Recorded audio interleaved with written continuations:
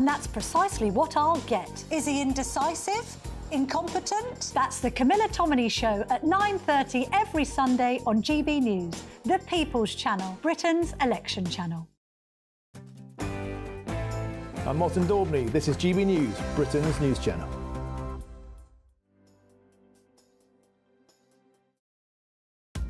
Are the newspapers getting you down? My wife didn't divorce me that month.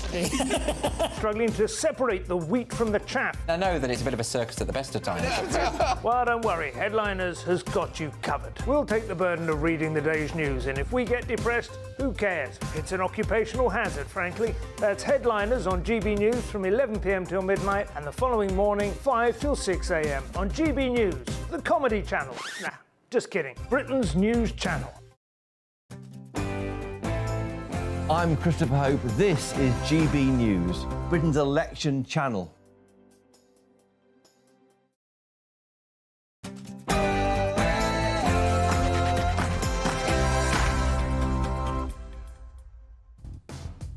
It's 9 p.m. I'm Patrick Christys. Tonight, I've said repeatedly over the last 2 years as we've selected our candidates that I want the highest quality candidates. is Labour going to implode? I don't think there's any reason why Diane can stand as a Labour MP. Rayner's broken ranks. I honestly, I'm just so shocked right now to be treated this badly after being such an active member of the party. And now they're accused by that ex-candidate of not liking black and brown people also. The cure is an employer immigration tax. Reform's latest policy, madness or genius? Plus, the Muslim Vote is an initiative set up by organisations and individuals here in the UK to try and unite the Muslim community's electoral response. What are the parties doing about the Muslim vote? And when Rishi Sunak wins, I think he will have extraordinary authority. are the Tories living in cloud cuckoo land, and can you spot the issue here? It's been difficult the last few years. You know that, I know that. We had a pandemic. Meanwhile, Ed Davey's back at it, and the Greens have piped up. Green Party is ready. We've been ready for this general election for a long time. On my panel, it's the top political hack at the Express, Christian Calgie, political commentator Suzanne Evans, and ex-Labour Party advisor Matthew Larser. Oh, and can you guess why this guy was banged to rights?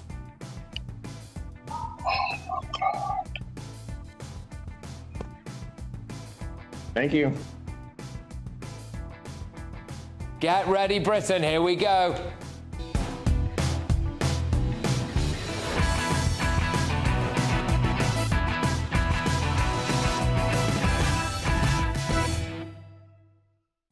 How worried should we be of the Muslim vote.co.uk? Next.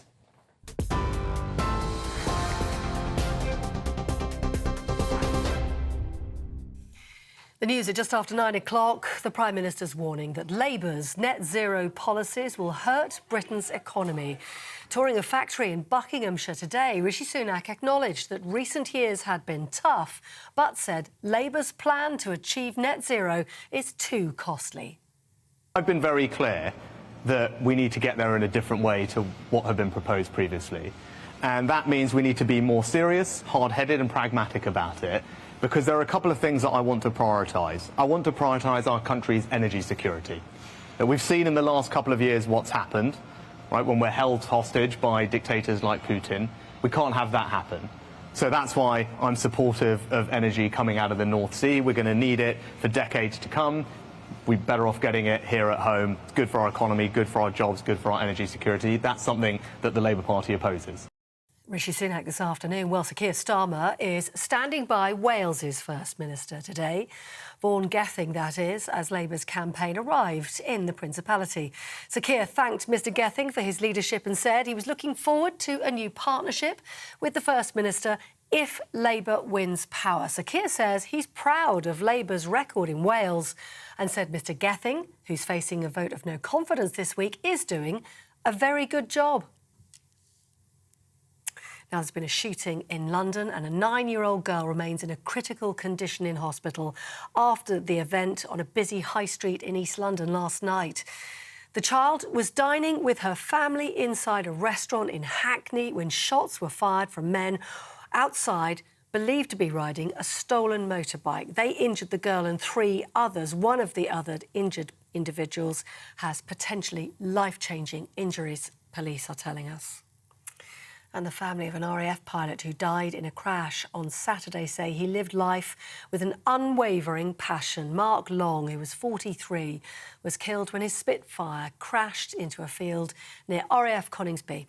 In a statement, his family paid tribute, saying that his ability to connect with everyone he met and his infectious sense of humour will be deeply cherished by all who'll miss him. Hundreds of Border Force officers at Heathrow Airport will launch a 3-day strike from tomorrow in a dispute over their working hours. The Public and Commercial Services Union says more than 500 of its members working on passport control will walk out in a protest against new rosters. And lastly, the King will take part in the Trooping the Colours ceremony next month to celebrate his official birthday as monarch, though the Princess of Wales will be absent as she continues with her cancer treatment. The King is also still undergoing treatment for cancer, so he'll take part, we understand, from the comfort of his royal carriage rather than on horseback in the usual way. The celebration typically sees the royal family gather on the balcony of Buckingham Palace after displays of pomp and military pageantry, all taking place this year in London on the 15th of June.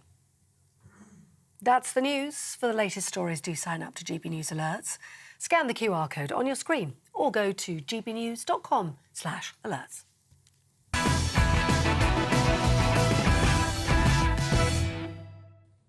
This general election has taken so many twists and turns already. Here's another one, and it's one that you might have missed. The political movement, the muslimvote.co.uk, released this video.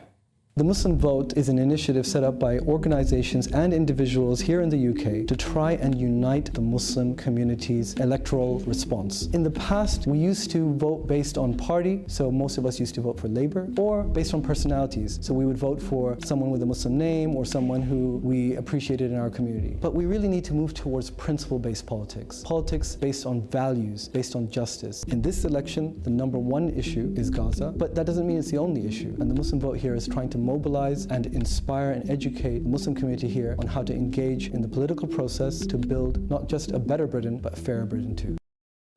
There it is. Muslims of Britain unite. Mobilise the Muslim vote en masse. The #1 issue at this election, apparently, is Gaza. Well, how are the various different parties dealing with this? Nigel Farage of the Reform Party wants to tackle it head on. So we're moving into an age in our inner cities and towns, I'm afraid, I'm worried to say, of sectarian politics with women completely excluded. The Labour Party appears to be trying to appease the Muslim vote and beg for it back. If me resigning as an MP now would bring a ceasefire, I would do it. I would do it. The Green Party at the local elections appeared quite happy to welcome them in and let them stand as candidates. We will not be silent. We will raise the voice of Gaza. We will raise the voice of Palestine. Allahu Akbar! Allahu Akbar! The Conservatives have decided not to back down at the moment, continuing their support for Israel, although David Cameron is a bit squiffy on it. You're thinking quite rightly, we have every right to respond to this, and they do, but we are urging that they shouldn't escalate. In many ways. And the Lib Dems called for a bilateral ceasefire months ago, and now Ed Davey is busy doing stuff like this. So, it's official, the muslimvote.co.uk has made their declaration. Should we be taking sectarian politics more seriously than we are? Let's get the thoughts of my panel this evening. Senior political correspondent for the Daily Express, it's Christys I've got political commentator Suzanne Evans and former Labour Party advisor Matthew Larser. Suzanne, how seriously should we be taking the idea of sectarian politics? Not at all. I mean, I think we should take it seriously. I feel really quite alarmed that we have this sectarianism in politics. I think Nigel Farage is absolutely right in what he said. I also think this is actually treating the Muslim community quite badly. It's not one cohesive whole. Not everybody's going to vote the same way. How dare they suggest that they should? I had a look at the candidates that they're endorsing. Interestingly, of course, there's not a single Conservative among them. Most of them are independents who are very pro-Gaza, who want a ceasefire. Their manifesto for change involves things like allowing Muslim prayers in schools. It absolutely calls for an end to selling arms to Israel. There's no doubt that the Muslim vote is not an organisation that is going to unify all Muslims, which isn't possible anyway. It's actually a hard left. Organisation. Well, just on that, Matthew, I ran through the way that certain parties appear to be dealing with this right now. Should it be a concern to people that the Labour Party appears to want to throw their arms around them? Well, I don't think the Labour Party's throwing its arms around this campaign. As Suzanne's just said, this campaign's endorsed a whole series of candidates who are standing against the Labour Party. I mean, in terms of, no community in the country should be taken as a block vote that can be moved from party to party.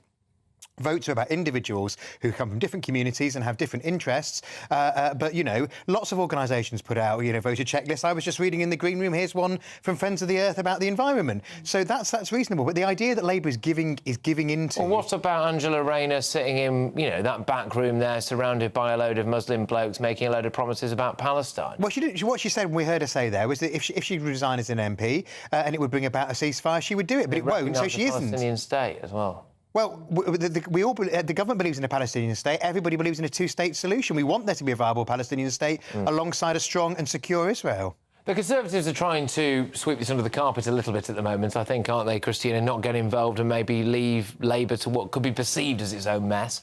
Well, I mean, in terms of target voters for the Conservatives at this election, I would suggest that muslimvote.co.uk is pretty low down on the list, along with, I suppose, sort of communists. Anybody under 65, maybe. Under 65. But, I think we can sort of sleep slightly easier because this doesn't look like it's going to be a marginal election. But what we did see in the Rochdale by-election, and the problem going forwards, is usually these niche, slightly extremist groups are very disparate, but in this country, demographically, they're very concentrated pockets. So there's certainly an issue to deal with going forward. Now, obviously, they shouldn't be dealt with by appeasing them, because if you look at what else they're calling for, you said prayers in schools, there's something about Sharia pensions.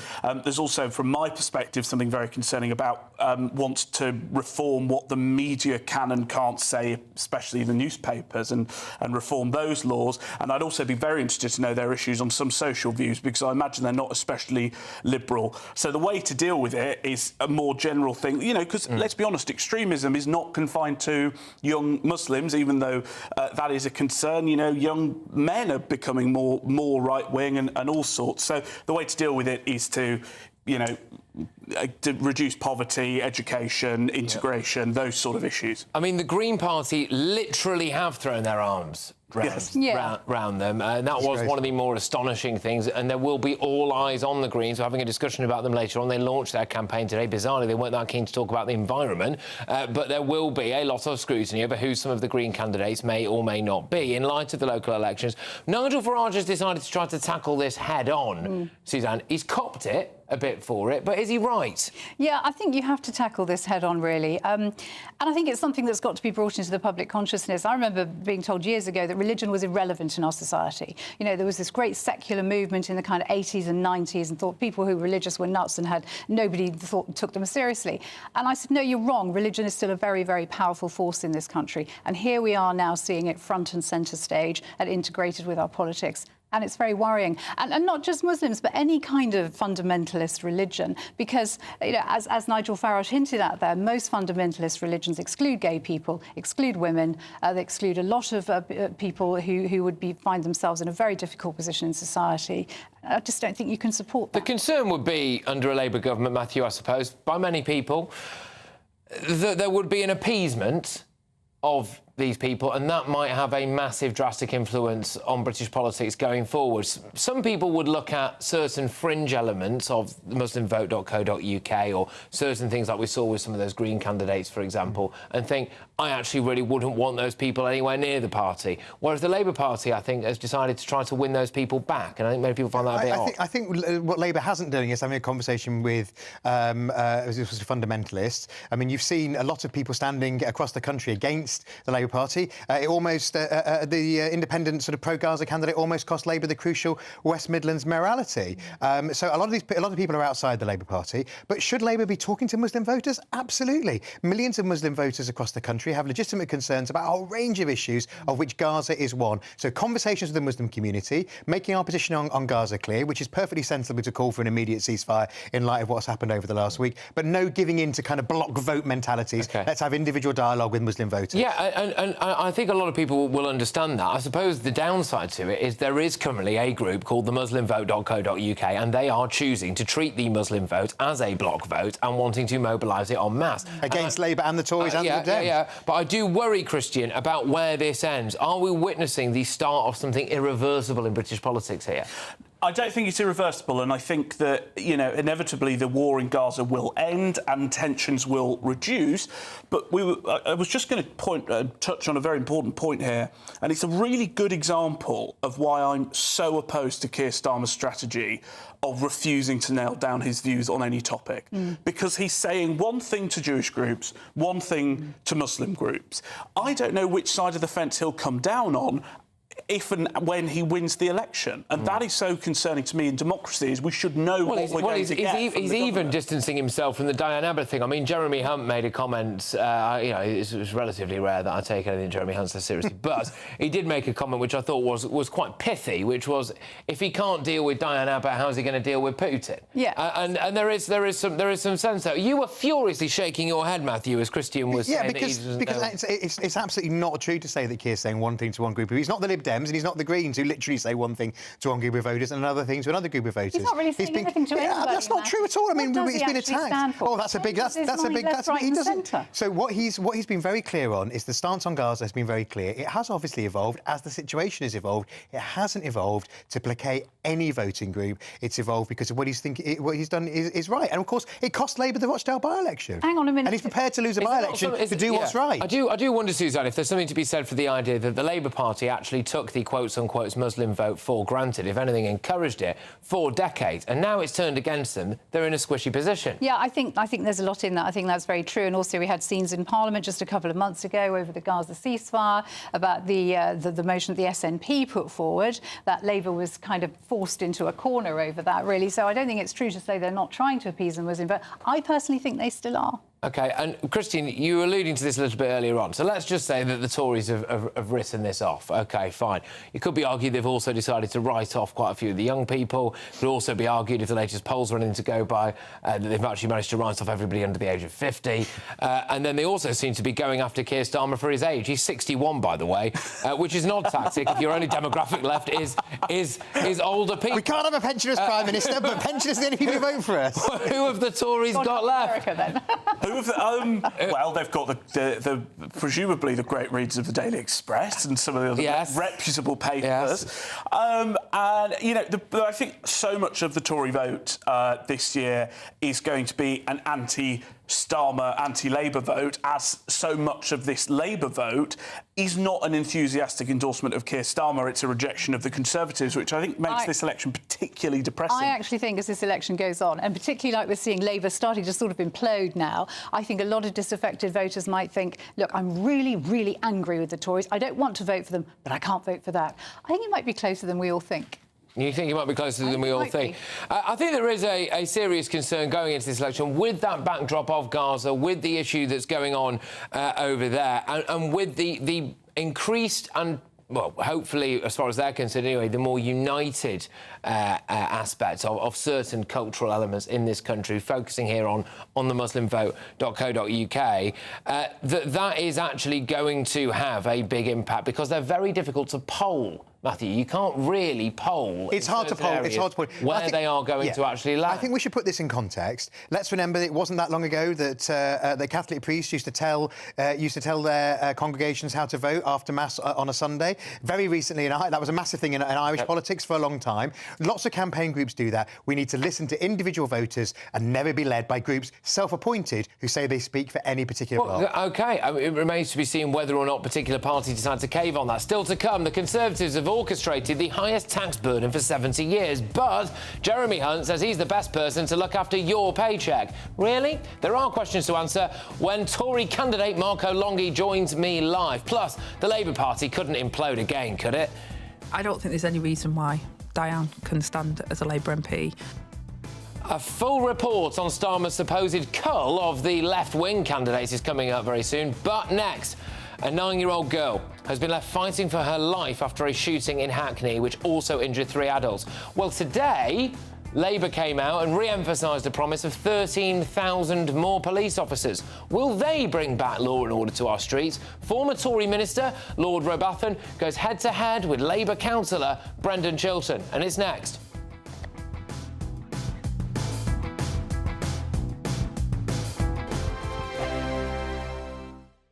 Headliners. Tomorrow's papers tonight, every night from 11 p.m. The Washington Post estimates that $50 billion was pledged by giant corporate donors over the last few years. Mega funders like George Soros, who dropped $220 million into fancy non-profits, and a lot of ordinary people sent in small donations. So where did all this money go? I mean, small organisations were raising insane amounts of money just through QR codes, sticking them up on posters and on the internet. On social media, and getting huge amounts of money. Where did it go? Well, we can see that quite a lot of it got spent on fun stuff for the organisers. So, I mean, Patrice Cullors, the founder of Black Lives Matter, we know that she bought, or Black Lives Matter on her behalf bought this luxury villa. That she's like, oh, we're going to use it for community workshops or whatever. Yeah, that and living in, and also her brother's business got paid, nearly $1 million. Security. And her baby daddy got paid nearly $1 million to provide creative consultancy services. I'm thinking about, as you said at the top here, finally journalists are looking into this, and it's ridiculous that this amount of money hasn't really been explored, because when they did say, hey, what have you done with this money, of course what she said was basically, you're being massively racist, how dare you. You're racist, look over there. Yeah, essentially, and then some people went, oh, OK, yeah, sorry, we didn't mean to question you. So the figures that have been raised are astounding, and yeah, as some of the stuff is just mental, like, and multi-million-pound homes, dollar homes. But it's good, so the money got spent on having fun instead of, like, it would have just been like annoying community projects to create more racism. Yeah. What they're really not ready for, the media, lives. They're still calling it the killing of George Floyd. Many people think he died of an OD. That's the next level they're not ready for. The People's Channel. Join me, Camilla Tominey, every Sunday at 9:30 when I'll be interviewing the key players in British politics and taking them to task. This report basically says that he's not fit to stand trial. With an upcoming election looming over Westminster, now is the time for clear, honest answers. I agree. And that's precisely what I'll get. Is he indecisive? Incompetent? That's the Camilla Tominey Show at 9:30 every Sunday on GB News, the People's Channel, Britain's election channel. We're GB News, and we come from a proud tradition of British journalism. That's why I'm so excited to be here. It's something so new. The first news channel to be launched in Britain in over 30 years. Launched to represent the views of the British people. To go where other broadcasters refuse to go. How did you find out about the story in the first place? Launched with one aim. To be the fearless champion of Britain. It's an absolutely fantastic atmosphere here. This is GB News. The People's Channel. GB News, Britain's news channel. GB News is Britain's election channel. And when the big stories break, we're tackling them on Britain's newsroom. When we disagree, and we disagree a lot, it's even livelier than normal. We don't disagree that much. We do. His comedy, though, is revolting. I knew her, and unlike you. That explains Beverly Turner's temperament. It's a bit frosty in here, isn't it? He'll have one of me one day. For dartball practice. Britain's newsroom on GB News. Weekdays, 9:30 a.m. GB News, the People's Channel, Britain's news channel.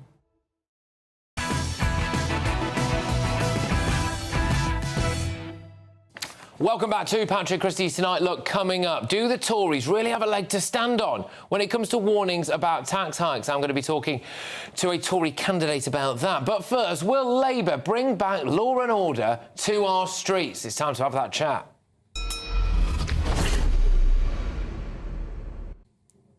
Well, a 9-year-old girl is tonight fighting for her life in hospital after being shot by an attacker while having dinner with her family in East London last night.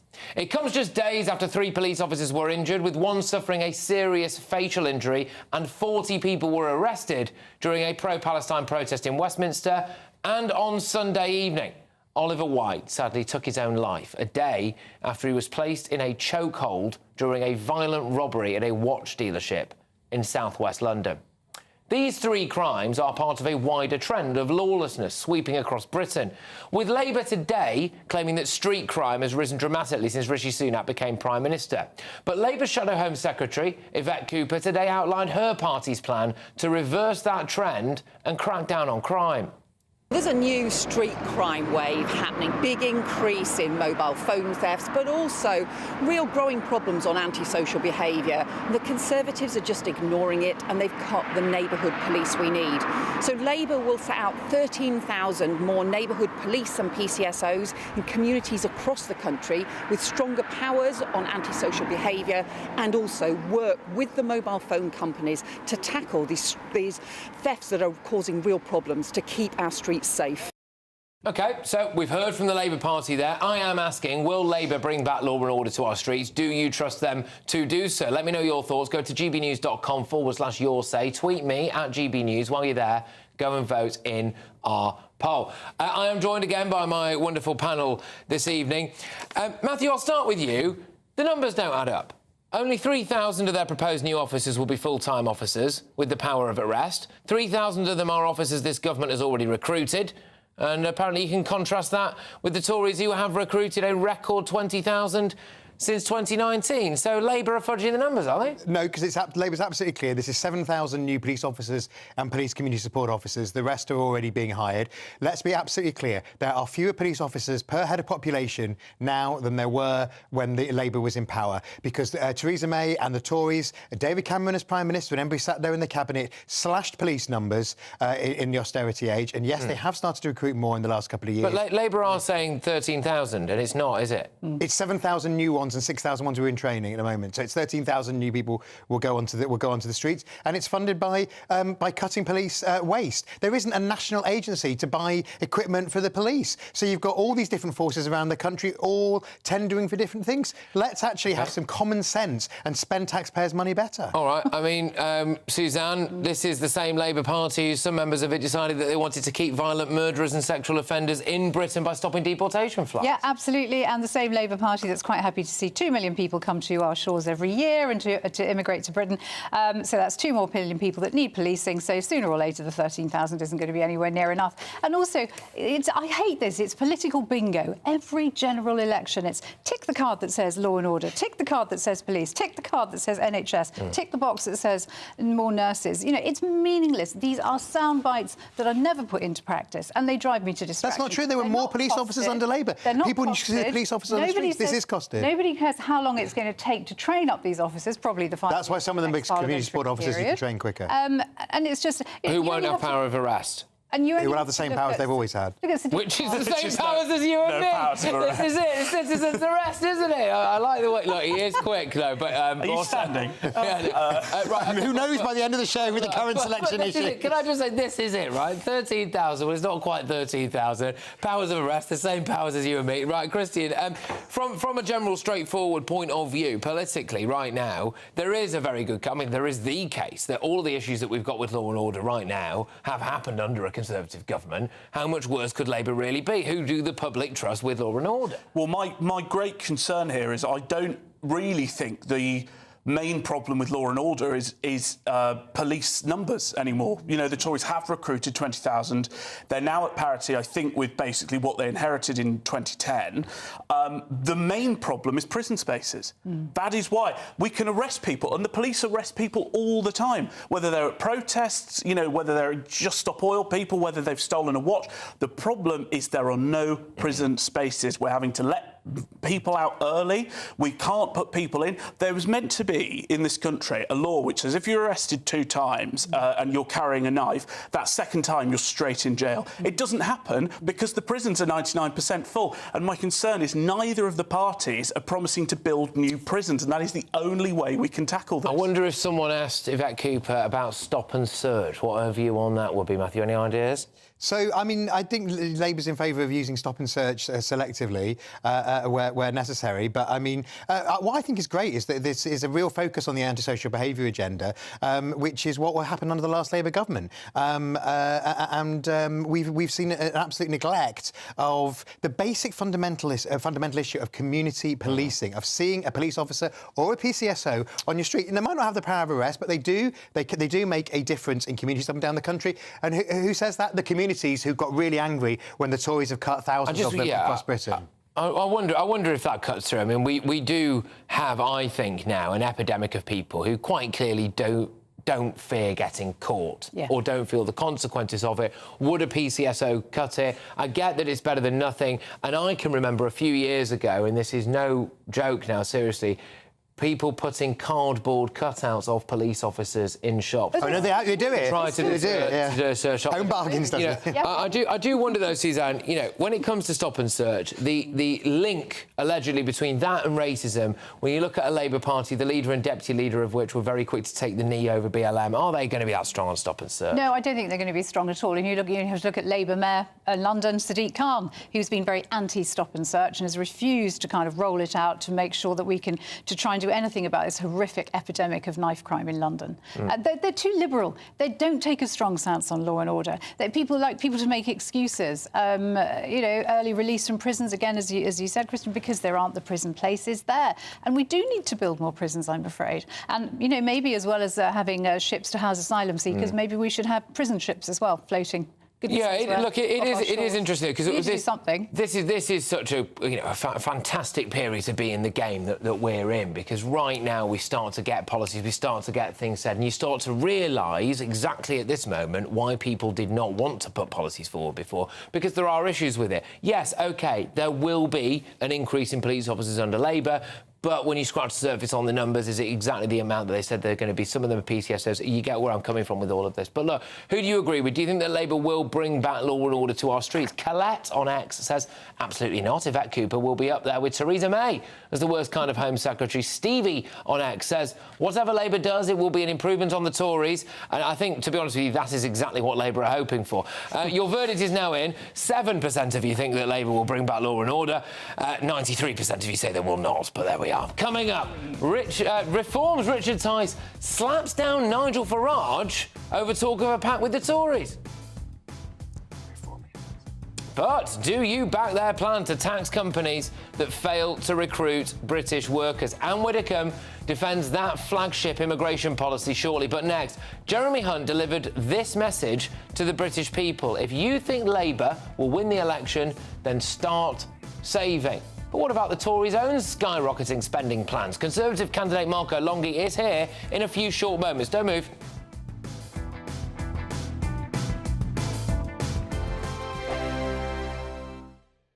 Hello, mixed fortunes in our weather as we head through Friday. Best of the dry, fine weather towards the north and the west, but more cloud across eastern England with some showers and still feeling warm though in that sunshine. If we look at the pressure pattern then, you can see this area of high pressure. It's trying to build in across the UK, so settling things down towards the north and the west. But further east, close to that area of low pressure, more cloud and some rain here.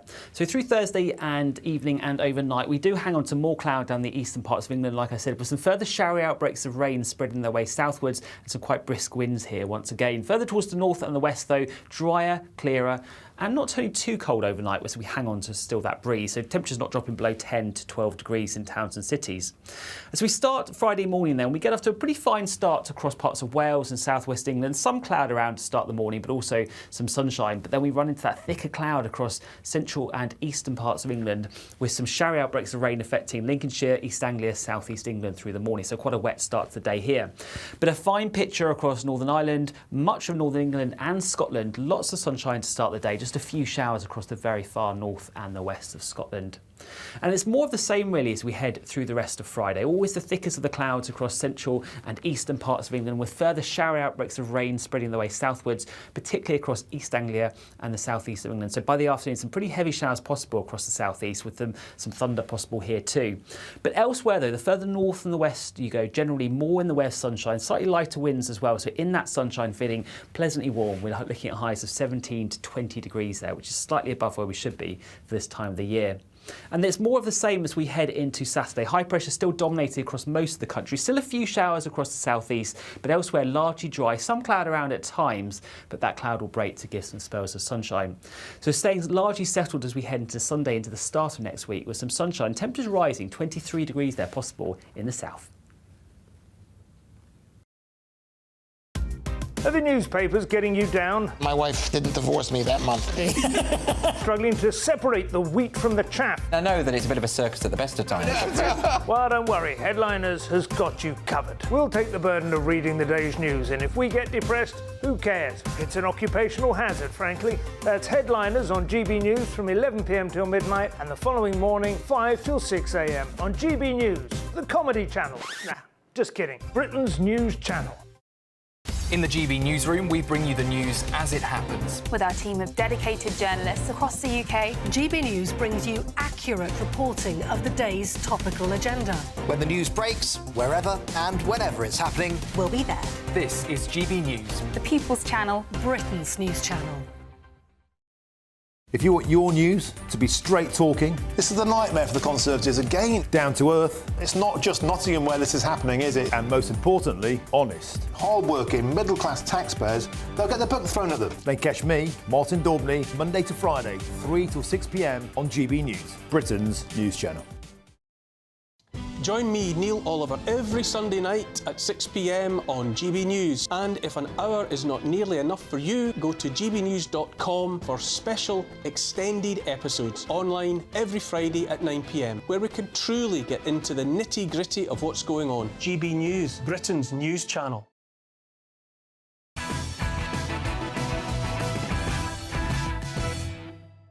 Welcome back to Patrick Christys Tonight. Still to come, Reform UK announced tough new immigration measures.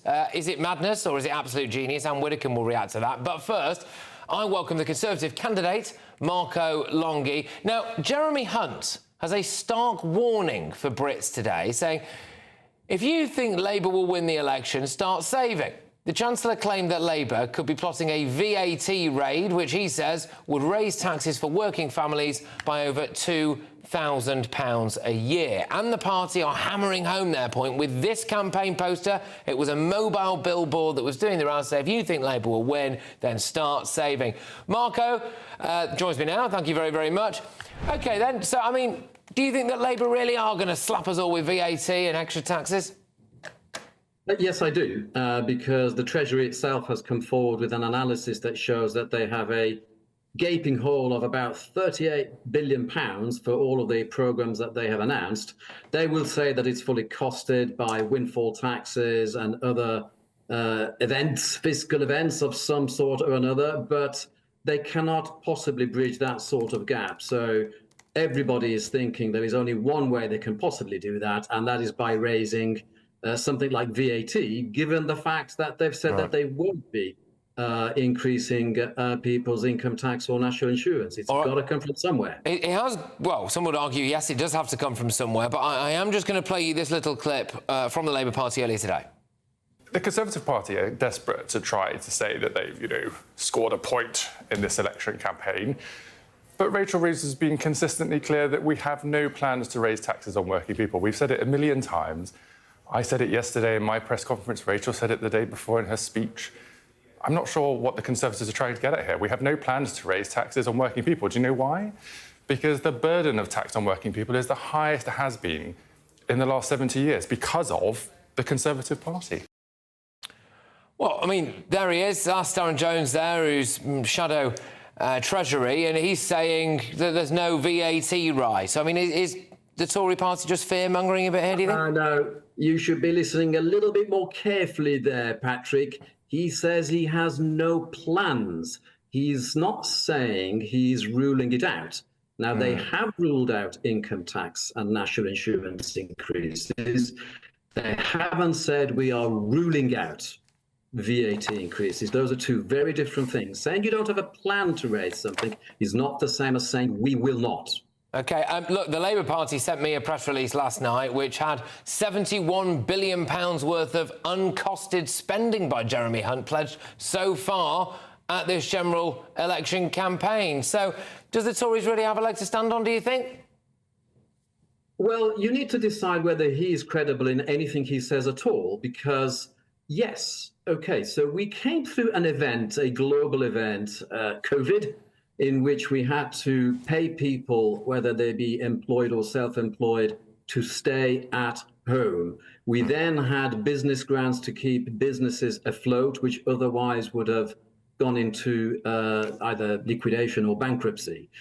We then also put energy caps on the fees that were necessary by companies to charge people for their fuel and for their general energy. So all of these things cost an enormous amount of money. And yes, taxes did go up afterwards. So it was a case of spend it to save people and to save the country. Just on that, try and recover it in a sensible, pragmatic way. Yeah, I did see with some interest that mobile billboard today. If you think Labour get in, then start saving. I wondered if that was a bit tone deaf, given that the Tories have crippled us with the highest tax burden we've had since the war. Or we say, have most people got anything to say? I mean, Jeremy Hunt probably does. He's a millionaire. I am incredibly unhappy at the level of taxes as they are right now. I would have personally preferred a programme for growth and to grow the economy much quicker.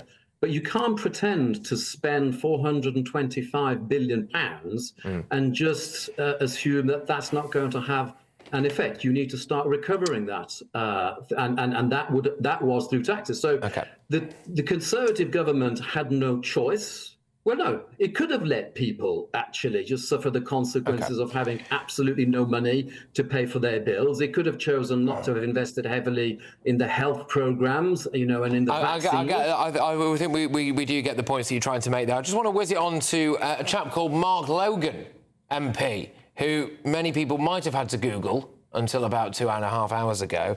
He is, or was, a Conservative MP and candidate who has defected to Labour. I'm going to read you out a bit of his personal statement here. Things can only get better by a Northern Irish band represented the optimism of the incoming Labour government of 1997. Labour is back, and given how things have been, I believe things can only get better. That guy was a Conservative MP until a few days ago. He's shifting to Labour. I mean, I also look at quite a few other Tory MPs who are not standing. And one Tory source reportedly told The Spectator today that if you really want to punish Rishi Sunak, you should give him 5 more years. Are you all not really up for this fight? Well, I can't speak for anybody else and the choices that they make. I mean, it does say something about a personal, a person's individual set of principles and values. It's clear to me that, when you look at other colleagues that have jumped ship and gone and crossed over to Labour, is because they just simply want to stay on as MPs rather than actually stay on and fight. That is what I am doing. I'm not moving to any other party. A number of people have said that I would be joining Reform. That is absolutely not the case. I'm going to stay on and fight, stand up for my principles, put my constituents first, not others. And if in doing so I lose, then I will wake up the next morning thinking, no regrets, I've tried my best, I remain a Conservative. And as with all parties, I have to say to you, Patrick, all parties go through peaks and troughs. Labour went through the same. We are going through a tough period now. But I can see light absolutely at the end of the tunnel, and I'm hoping to be there when things get better. Yeah, and, I mean, Jeremy Hunt, just to whiz it back over to Jeremy Hunt, he did make a bold election prediction earlier today. I can tell you I believe this election will be a lot closer than many people think. And when Rishi Sunak wins, I think he will have extraordinary authority. So he thinks it's going to be a lot closer, and he also said when Rishi Sunak wins. But with the latest poll showing Labour could well win a landslide, apparently it's the most likely outcome, I am unsure what the Chancellor is basing his predictions on. What do you think, Marco? Well, these are questions that you would have to pose to him. I know that since I was elected in 2019, I have always put my constituents first. I have been a very local member of parliament, quite often at the expense of perhaps making some progress in parliament and even elevating myself. I've always been very clear and very loud in the chamber what I stand for. And I know that sometimes that's ruffled a few feathers, but I believe that that's what my constituents want. Straight talking, no messing around, and very strong representation. OK, just one last one with you. There was a memo that was sent out, or leaked out, really, which was about some of the Tory tactics at this election. They're trying to make Sleepy Starmer a thing, apparently, saying he's lethargic. He is 61, OK? I believe, I don't want to do you a disservice here, I believe that makes him just a few years older than you, I think, my good man. If you want to win the pensioner vote, which clearly you do, you've been a bit ageist there from CCHQ, do you think? Oh, I haven't even seen this memo. And as you're talking about pensioners, all of the pensioners in my constituency absolutely know that I led on a campaign to make sure that we did not touch the triple lock guarantee that was set by this government, by a Conservative government back in 2012, I believe. And this was actually something that was being considered in the aftermath of COVID, when, again, I come back to that point, we need to start to pull a bit of that money back that was spent. So, you know, the government has kept the triple lock. It has now boosted it even further, meaning that pensioners that were starting to pay tax because they fell into that lower tax band and were starting to pay because they were earning a lot more, and now actually going to be exempt from that as well. And the other thing to talk about as well is WASPy women. I've been very clear where I stand about those pensioners who came to harm when they were born in the 1950s, when actually the government of the day, which I believe was a Labour government, actually made a very big mistake in not communicating appropriately to those pensioners. I do get that. Look, with respect, I do suppose that we've had 14 years of Tory government and has much been done about the WASPy women, but Margaret, we will have to leave it there. It hasn't been 14 years, Patrick, has it? All right. The first 5 were in cahoots with the Lib Dems. All right, fair enough. We're going to have to leave it there. Marco, thank you very much. That's Marco Longi, there, Conservative candidate. Right, let's rattle through this now. Is the Jeremy Corbyn wing of the Labour Party trying to bring down Sir Keir Starmer? I honestly, I'm just so shocked right now to be treated this badly after being such an active member of the party. Yeah, it's Labour civil war. But up next, Nigel Farage says one thing, then Richard Tice appears to say the other. Absolutely not. Look, we trusted them in 19. We gave them a massive majority. We're not going to trust them again. They've also announced a big new immigration and tax policy. Anne Widdecombe is on to talk about that next.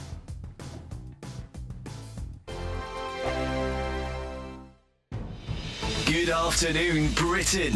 Weekdays from midday.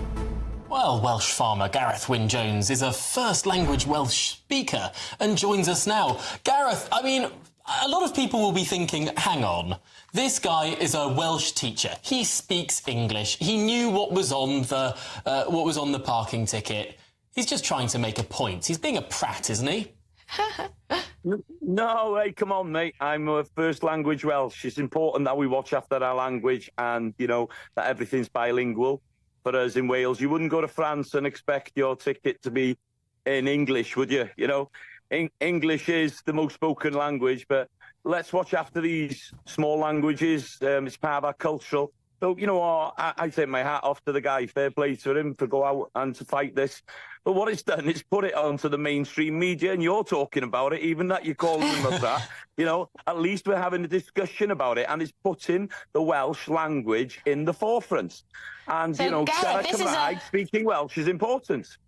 Yeah, so Gareth, this is a matter of principle. Is there a sense that the Welsh language is being eradicated in Wales? Is this something that the Welsh people need to rise up against? Well, Welsh government are trying to, you know, bring a lot more Welsh speaking into our daily life and teach people how to speak Welsh. Well, everything should be bilingual then. And I think, you know, it should start with government. So government should be putting pressure on these companies to make sure everything is bilingual. So I get behind this guy. Fair play to him. It's a good stance, and it puts it in the public eye. Let's have everything in both languages, especially Welsh, because that's my first language. And I'm not if I was Welsh, if I were Welsh, I think I would agree with you. I think I would agree with you, Gareth. It depends if you come from Wrexham Hi there, I'm Michelle Dewberry, and I'm going to take a second to tell you all about my show, Dubes & Co. We start off with the issues of the day. We then bring in both sides of the arguments. We get rid of the disrespect. And then you throw me into the mix. And trust me, I'll tell it exactly how it is. And then, of course, the magic ingredient, you at home. We mix it all together, and what have we got? In my opinion, the best debate show in town. Monday to Friday, 6 till 7 on GB News, Britain's news channel. GB News is Britain's election channel. And when the big stories break, we're tackling them on Britain's newsroom. When we disagree, and we disagree a lot, it's even livelier than normal. We don't disagree that much. We do. His comedy, though, is revolting. I knew her, unlike you. That explains Beverly Turner's temperament. It's a bit frosty in here, isn't it? He'll have one of me one day. For dartball practice. Britain's newsroom on GB News. Weekdays, 9:30 a.m. GB News, the People's Channel, Britain's news channel.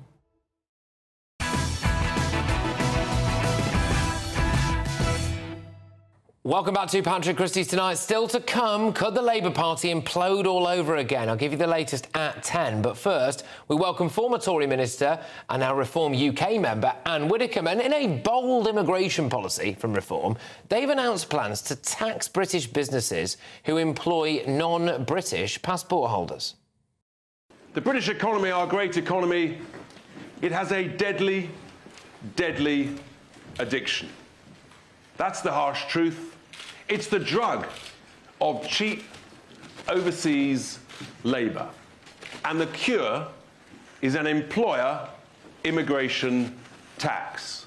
So what we need to do is we need to incentivise business to say, actually, if you want to employ people from overseas, that's fine, but you've got to pay a price for it. Well, they obviously want to try to draw a line, don't they, between them and the Tory party, who watered down their plans to crack down on graduate visas just weeks ago. Anne joins me now. This is a tough policy. Some people might be worried that it would tank the economy and put people out of business. No, not at all. First of all, let me say, because it wasn't clear from those excerpts that you showed, that this does not apply to the National Health Service, where we do have massive shortages of skills and we do use a lot of foreign labour, and we are not applying this to the health service, nor will it be applied to very tiny businesses that have fewer than 5 employees. Won't be applied to them either. But what we're trying to counter is the tendency to ignore Britons and to buy in cheap foreign labour. Now, by putting up the national insurance, which is what we will do for companies who employ foreign labour, what we're saying is you won't be able to get it on the cheap. You know, there are 9.2 million Brits, hang on, Patrick, because this bit's important, 9.2 million Brits economically inactive at the moment. Now, sure, some of them cannot work, but an awful lot can, and we've got to put employing Brits first. That's what this is about. I think many people will agree that we have got an addiction to cheap foreign labour and that, yes, something needs to be done about that. We need to get more Brits into work. But I just wonder if this has been well thought through. I mean, for example, companies like GBNews employ more than 5 foreign workers, all right? I don't think we're getting them on the cheap. I mean, they might disagree with that, but I don't think we're getting them on the cheap, you know. So all of a sudden, companies like GBNews will be paying through the nose under a reform policy. Have you thought it through? Well, right, yeah, well, quite right too. If you won't employ Brits, go and employ Brits. So what, we should... so every single company that has more than 5 staff should employ, what, just Brits? Should give the preference, should give the priority to employing British labour. As I say, 9.2 million economically inactive. We've got to get on top of this, and that is the way we're going to do it. So you either pay the sorts of wages that Britons would demand, or you pay the additional insurance. With respect, though, it's not all about the wage, and this is the point that I'm getting at. It's not all about the wages. It is possible that somebody from Spain applies for a job here or at a construction site or in any business, and they are better than the British candidate for it, and yet still companies will be taxed, no? I need a lot of convincing that with 9.2 million Britons economically inactive, that you cannot find the skills that you require there. And if you can't, then that is the clearest demonstration of what we have been saying for some time, which is that reform will give priority to upskilling Brits. The money that we might make from this, we will use to fund apprenticeships, We're going to give priority to making sure that Britons have the skills. We should be self-sufficient in skills. OK. I suppose the other aspect to this is that it would put a hard stop on certain immigration. You would be hitting an immigration policy as well as a tax policy. I do wonder whether or not the full scope of it, for the reasons I've outlined, have actually been particularly well thought through. But yesterday, Nigel Farage raised the possibility that reform might do a deal with the Tories. But at today's press conference, I know you're shaking your head, Richard Tice set the record straight.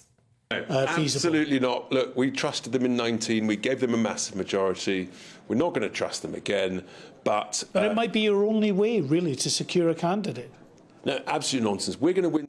Well, and just last night, Isabel Oakeshott came to her partner's defence, tweeting Richard Tice is the leader of the Reform Party, and there won't be any deals with the Tory party end off. But, Anne, it's Nigel who's everywhere, isn't it? I mean, he's on Question Time tonight. I mean, is he really leading the party?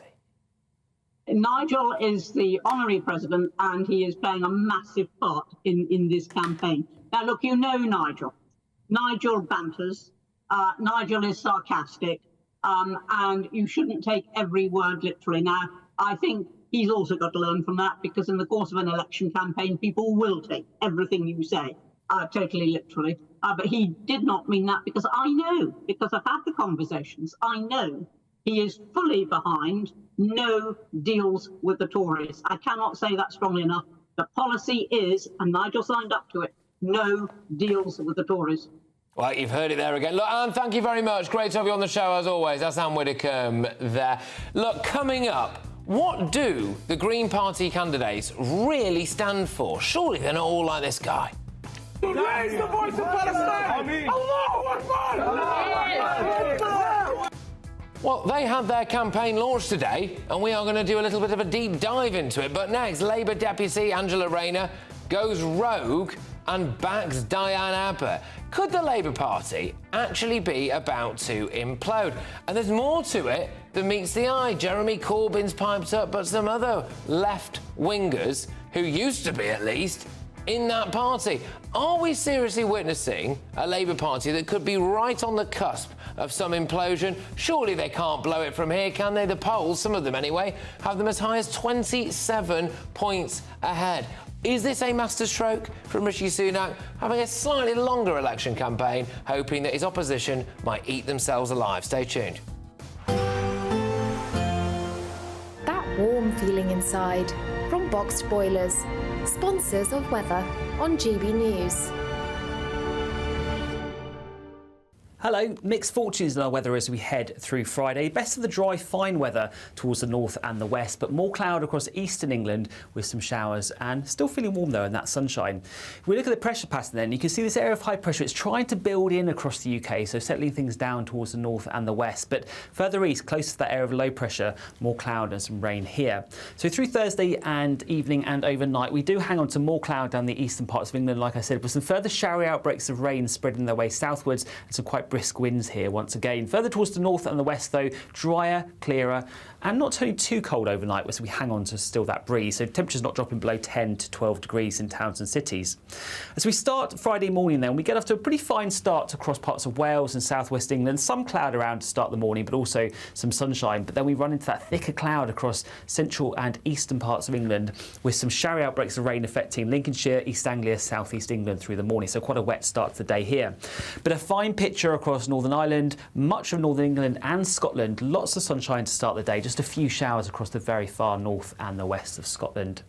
And it's more of the same really as we head through the rest of Friday. Always the thickest of the clouds across central and eastern parts of England, with further showery outbreaks of rain spreading their way southwards, particularly across East Anglia and the southeast of England. So by the afternoon, some pretty heavy showers possible across the southeast, with some thunder possible here too. But elsewhere though, the further north and the west you go, generally more in the way of sunshine, slightly lighter winds as well. So in that sunshine, feeling pleasantly warm. We're looking at highs of 17 to 20 degrees there, which is slightly above where we should be for this time of the year. And it's more of the same as we head into Saturday. High pressure still dominating across most of the country. Still a few showers across the southeast, but elsewhere largely dry. Some cloud around at times, but that cloud will break to give some spells of sunshine. So staying largely settled as we head into Sunday, into the start of next week, with some sunshine. Temperatures rising, 23 degrees there possible in the south. Looks like things are heating up. boxed boilers, sponsors of weather on GB News.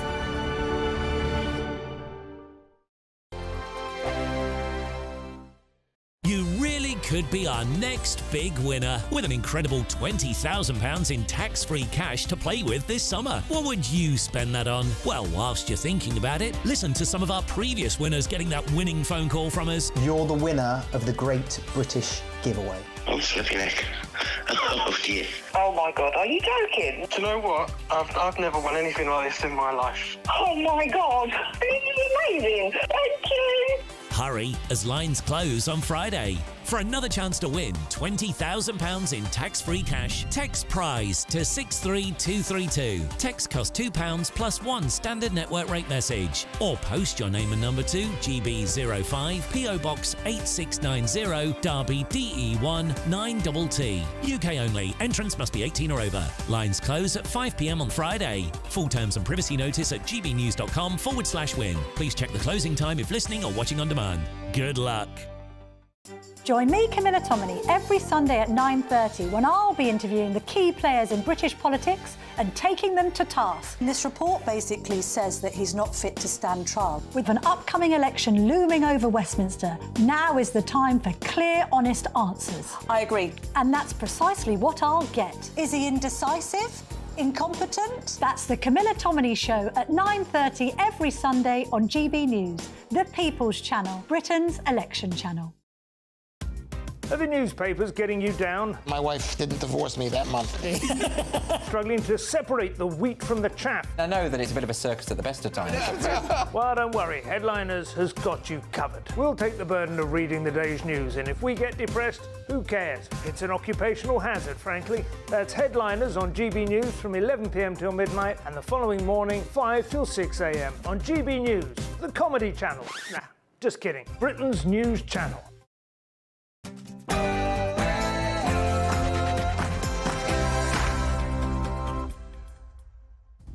It's 10 p.m. I'm Patrick Christys, and some breaking news is incoming. You're going to be hearing more about it in the bulletins, and we will take this live. But it is understood that the jury has reached a verdict in the Donald Trump trial. This is going to be seismic either way, so we will bring that to you live, so stay tuned. But elsewhere tonight, I'm not going to allow myself to be intimidated. All right now.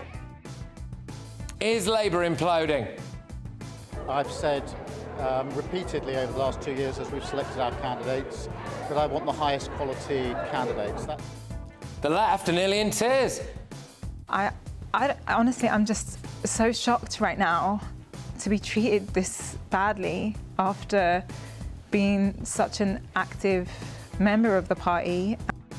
It's all kicking off. Now the Greens have piped up. Green Party is ready. We've been ready for this general election for a long time. But how many candidates like this have they got? Raise the voice of Palestine! Allahu Akbar! A Tory MP has defected to Labour, but have you got any idea who he is? No? Nobody does. Nobody does. And is Reform's latest policy madness or genius? And the cure is an employer immigration tax. And has anyone checked to make sure that Ed Davey's actually OK? On my panel tonight, it is the political hack at the Express, Christian Cowgie, political commentator Suzanne Evans, and ex-Labour Party advisor Matthew Larser. And can you guess why this guy was banged to rights?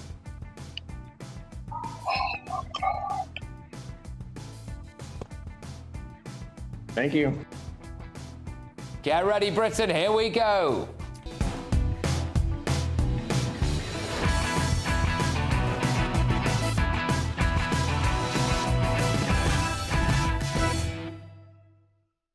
Are Labour about to implode? Next.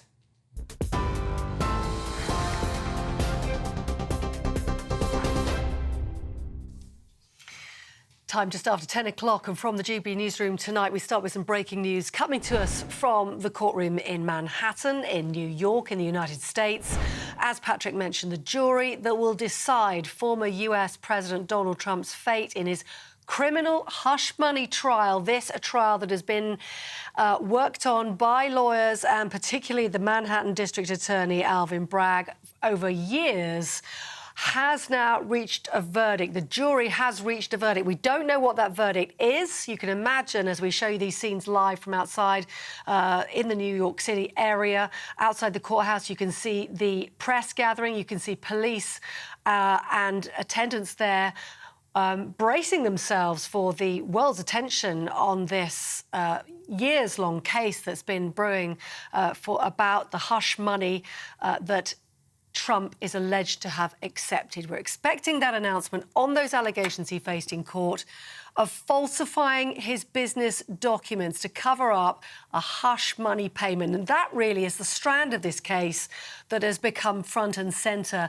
in this trial to adult film star Stormy Daniels. You may have heard her name mentioned several times. Mr. Trump pleading not guilty, denying all 34 counts held against him, including having an alleged affair with Stormy Daniels in 2006. 12 jurors deliberating for 2 days to decide whether or not he is guilty of falsifying those business records. And we understand from reports coming to us live from inside the courthouse that the atmosphere is tense, the laughter has died down, and everybody who needs to know what this verdict is in position. So this is imminent. We'll bring it to you, of course, as we get it, but it could be another 10 minutes. We're not sure. Let's bring you the other news in the meanwhile. Well, Sir Keir Starmer has welcomed former Tory MP Mark Logan's decision to back Labour in the next general election. Sir Keir said voters across the country are looking to Labour for change. Mark Logan, who represented Bolton North East for the Tories, said the Conservatives are now unrecognisable from the party he first joined, and he's urging people to support Labour instead. It's the third defection by a Tory to Labour in just over a month. The Prime Minister's warning that Labour's net zero policies will hurt Britain's economy. Touring a factory in Buckinghamshire, Rishi Sunak said today that recent years had been tough, but he said Labour's plan to achieve net zero is much too costly. I've been very clear that we need to get there in a different way to what had been proposed previously. And that means we need to be more serious, hard-headed and pragmatic about it, because there are a couple of things that I want to prioritise. I want to prioritise our country's energy security. We've seen in the last couple of years what's happened, right, when we're held hostage by dictators like Putin. We can't have that happen. So that's why I'm supportive of energy coming out of the North Sea. We're going to need it for decades to come. We're better off getting it here at home. It's good for our economy, good for our jobs, good for our energy security. That's something that the Labour Party opposes. Let me just bring you up to date with what's happening in the United States, in New York, in the trial that we were talking about a short time ago. We now know events are moving fast. The jury has been brought back into the courtroom, and Justice Merchant is presiding over that court space, and he's reading the jury's notes. There have been letters going backwards and forward.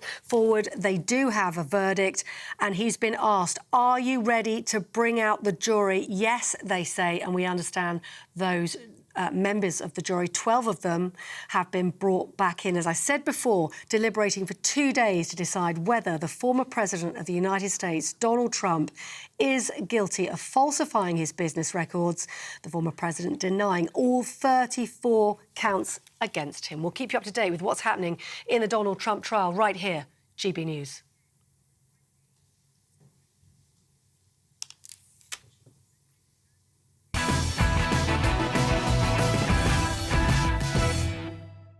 Yeah, thank you very much, Polly. Look, just to emphasise, we will be going to that verdict as it comes in, so make sure that you stay tuned right here on GB News. But before that, something a bit closer to home. The Labour Party is at serious risk of ripping itself apart. There was a big mess over Diane Abbott. She was in, then she was out, then she was in again, then out again, and now nobody knows. I'm not going to allow myself to be intimidated. All right now. By the bully boy! Frightened by forces beyond all of our control. She then accused Keir Starmer of engaging in a left-wing cull. Starmer is trying to distance himself from all of this. Here he is, after being asked whether he's blocking left-wing candidates. No, I've said repeatedly over the last 2 years as we've selected our candidates that I want the highest quality candidates. That's been the position for a very long time. The situation in relation to Diane Abbott is that no decision has been taken to bar her. And, we have to remember that she was a trailblazer as an MP. She overcame incredible challenges to achieve what she's achieved in her political career.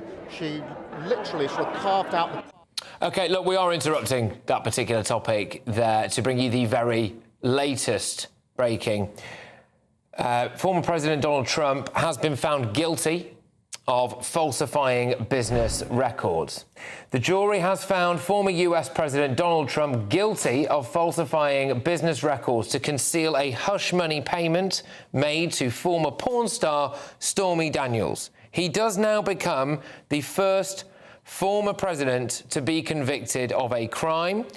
Now, this is for the first count of the 34 charges in total. There are more verdicts to come. I will just reiterate what we are seeing now. It is historic, this. Breaking news, Donald Trump has been found guilty in his hush money trial. The former president faced 34 felony counts of falsifying business records to cover up a hush money payment to adult film star Stormy Daniels. Mr. Trump pleaded not guilty. He denied all 34 counts against him, including having had an alleged 2006 sexual encounter with Miss Daniels. A jury of 12 people living in Manhattan, 7 men and 5 women, have completed deliberations and reached their verdict in what was the first criminal case against a former US president. I just want to reiterate, Donald Trump has been found guilty of all 34 counts. And again, I'm just bringing this to you now. There are more guilty verdicts. The juror is continuing to read each charge. Counts 2 and 3. Former President Trump has been found guilty as well. So what we are seeing here is history in the making, actually.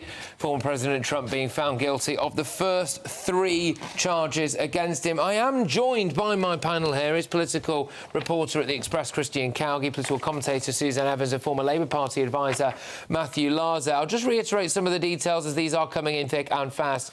The court heard from 22 witnesses over 6 weeks, including Stormy Daniels herself, whose alleged sexual encounter with Trump is at the centre of this case, and that is one of the charges that he has been found guilty of, paying hush money to her. Christine, I'll bring you in on this. I mean, OK, wow, this is another big development. Donald Trump has been found guilty of all 34 counts. OK, so that's the developing story here right now. We continue to hear the jury read the verdict for each charge. Count 4, count 5 were guilty, but it is now official. Donald Trump has apparently been found guilty of all 34 counts. It's the first time in history that a US president, former or current, has faced a criminal trial. Yes, Christian, this is, I mean, incredibly significant, isn't it? It's massive, and it's the sort of thing that will completely derail anything that the politicians had planned in terms of news coverage tomorrow. But yeah, I mean, it's enormous. I don't think it's particularly helpful for American democracy, I'm afraid. Obviously, the law has done its job and justice must be dealt, but I'm afraid that there will inevitably be many people that consider this to be something of a stitch-up. And also, I think I'm right in saying that this doesn't actually affect his ability to run for the presidency. So, we may end up with the sort of, incarcerated president. Yeah, and if you are watching us on television, you are looking at live pictures there from that courthouse in New York, where the jury has just found former President Donald Trump guilty of all 34 charges. Suzanne, do you think this makes him more or less likely to become the next president of the United States? I'm really quite concerned about this because there could be all kinds of fallout as a result of this. I just hope America tries to stay calm, but unfortunately it might not. This is a potentially very serious division within American society. You've got a situation with a president who is both deeply unpopular unpopular and hugely popular, a very Marmite character. I think the fact is, as Christian said, so many people think this is a stitch-up. His supporters won't have any other thing except that it's a stitch-up. And I'm going to now. I would like to apologise in advance. It is not the worst word in the world, but it is a swear word nonetheless. But I just, in fact, I can paraphrase actually. Donald Trump Jr. has just tweeted such BS. So this is, I mean, look, obviously we'd expect this, wouldn't we? Very American phrase. This is the line from the Trump camp, isn't it, that this is absolute BS, Matthew.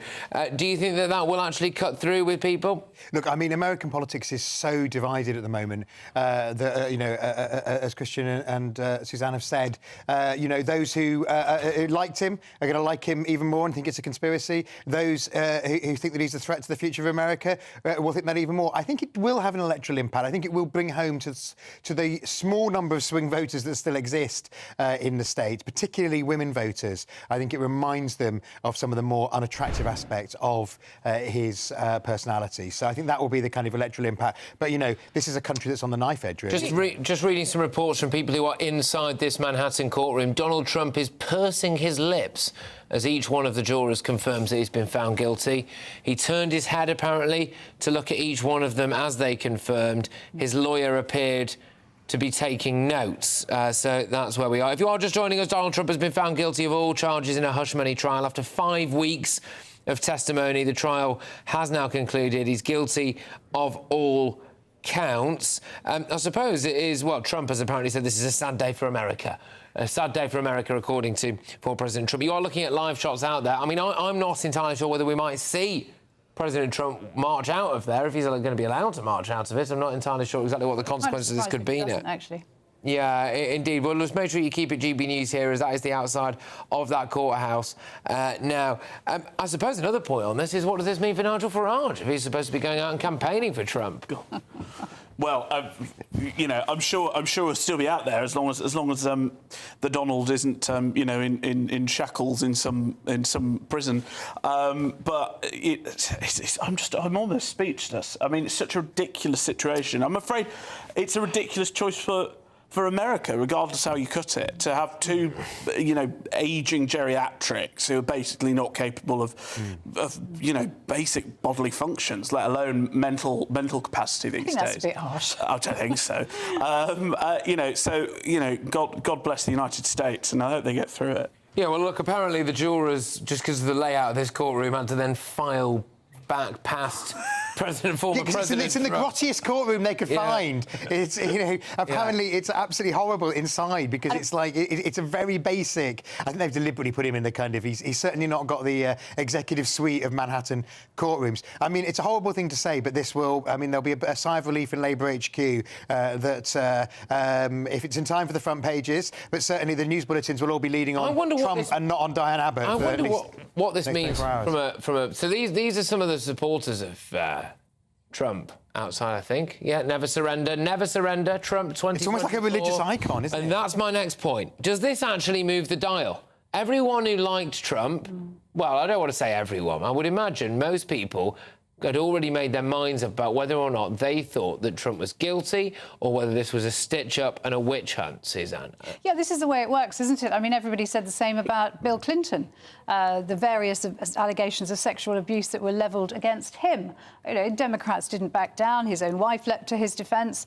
It's so polarised, and the same thing is going to happen here as well. You can see you've got plenty of women there protesting. This is live, by the way, in New York. Sorry to talk over you, Suzanne. I just want to emphasise that for our viewers. Yeah. This is live footage of outside that courtroom in New York, where Trump supporters wearing the MAGA hats. And apparently we are obsessed with that man's teeth. But you know, there we go. Hey, great teeth, those Trump supporters. Just emphasising there that was very much live outside the courtroom for you. We'll bring you some other shots. But if you are just joining us, that's the courtroom. Trump may well be walking out of that at some point. But Christian, I mean, look, what does this mean now for America? Does it mean more years of Joe Biden? Does it mean, you know, Trump able to campaign? We have to wait and see, don't we? Well, I think, you know, we all knew it was going to come down to a knife edge, and obviously lots of polls, marginal states, seem to be putting Donald Trump ahead at the moment, and I would imagine that most people who are saying they'd vote for Donald Trump had heard of both the trial and the specifics. So I'm not sure it will move the dial massively. I think there's an issue about chaos. What it does, because it's very close at the moment. Trump's about one and a bit points ahead in the national polls, as you say, ahead in some of the swing states. I think what comes down to it is voters don't like chaos, and it just sort of adds to the sense of chaos. There's some movement at this door outside this courtroom here now, and it does look like there's going to be some activity. I wonder if any second now President Trump might walk out of there. We will bring this to you. So all eyes on that door right now, and here comes some very official-looking security guards. It does appear that there's some activity. I wonder if Trump will make a statement as well as he comes out and stands in front of the cameras. He's not one to back down, is he? So I would imagine that we might be hearing from former President Donald Trump potentially in the next couple of minutes. A flurry of activity around that courtroom door now. There's no doubt, he will have prepared a statement whichever way it went, and I'm sure we'll get to hear that. Of course, what happens next depends very much on what sentence he gets, and I'm not quite sure when sentencing will take place. I understand that each of the counts he's been charged on has a penalty of up to 4 years in jail, but the judge might very well decide that that's not appropriate.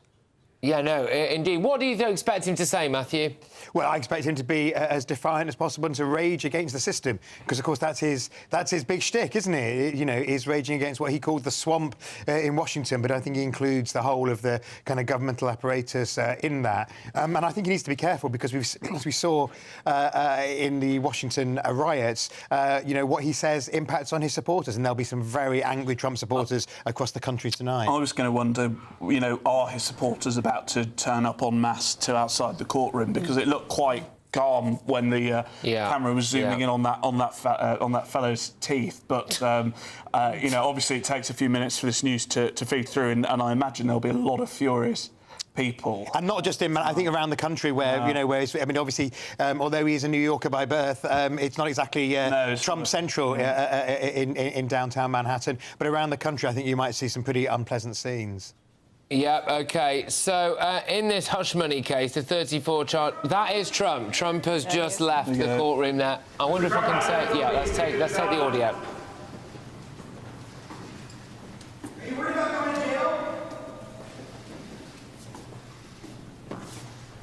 This was a disgrace. This was a rigged trial by a conflicted judge who was corrupt. It's a rigged trial, a disgrace. They wouldn't give us a venue change. We were at 5% or 6% in this district, in this area. This was a rigged, disgraceful trial. The real verdict is going to be November 5th by the people. And they know what happened here, and everybody knows what happened here. You have a Soros-backed DA and the whole thing. We didn't do a thing wrong. I'm a very innocent man, and it's okay. I'm fighting for our country. I'm fighting for our Constitution. Our whole country is being rigged right now. This was done by the Biden administration in order to wound or hurt an opponent, a political opponent. And I think it's just a disgrace. And we'll keep fighting. We'll fight till the end, and we'll win, because our country's gone to hell. We don't have the same country anymore. We have a divided mess. We're a nation in decline, serious decline. Millions and millions of people pouring into our country right now from prisons and from mental institutions, terrorists, and they're taking over our country.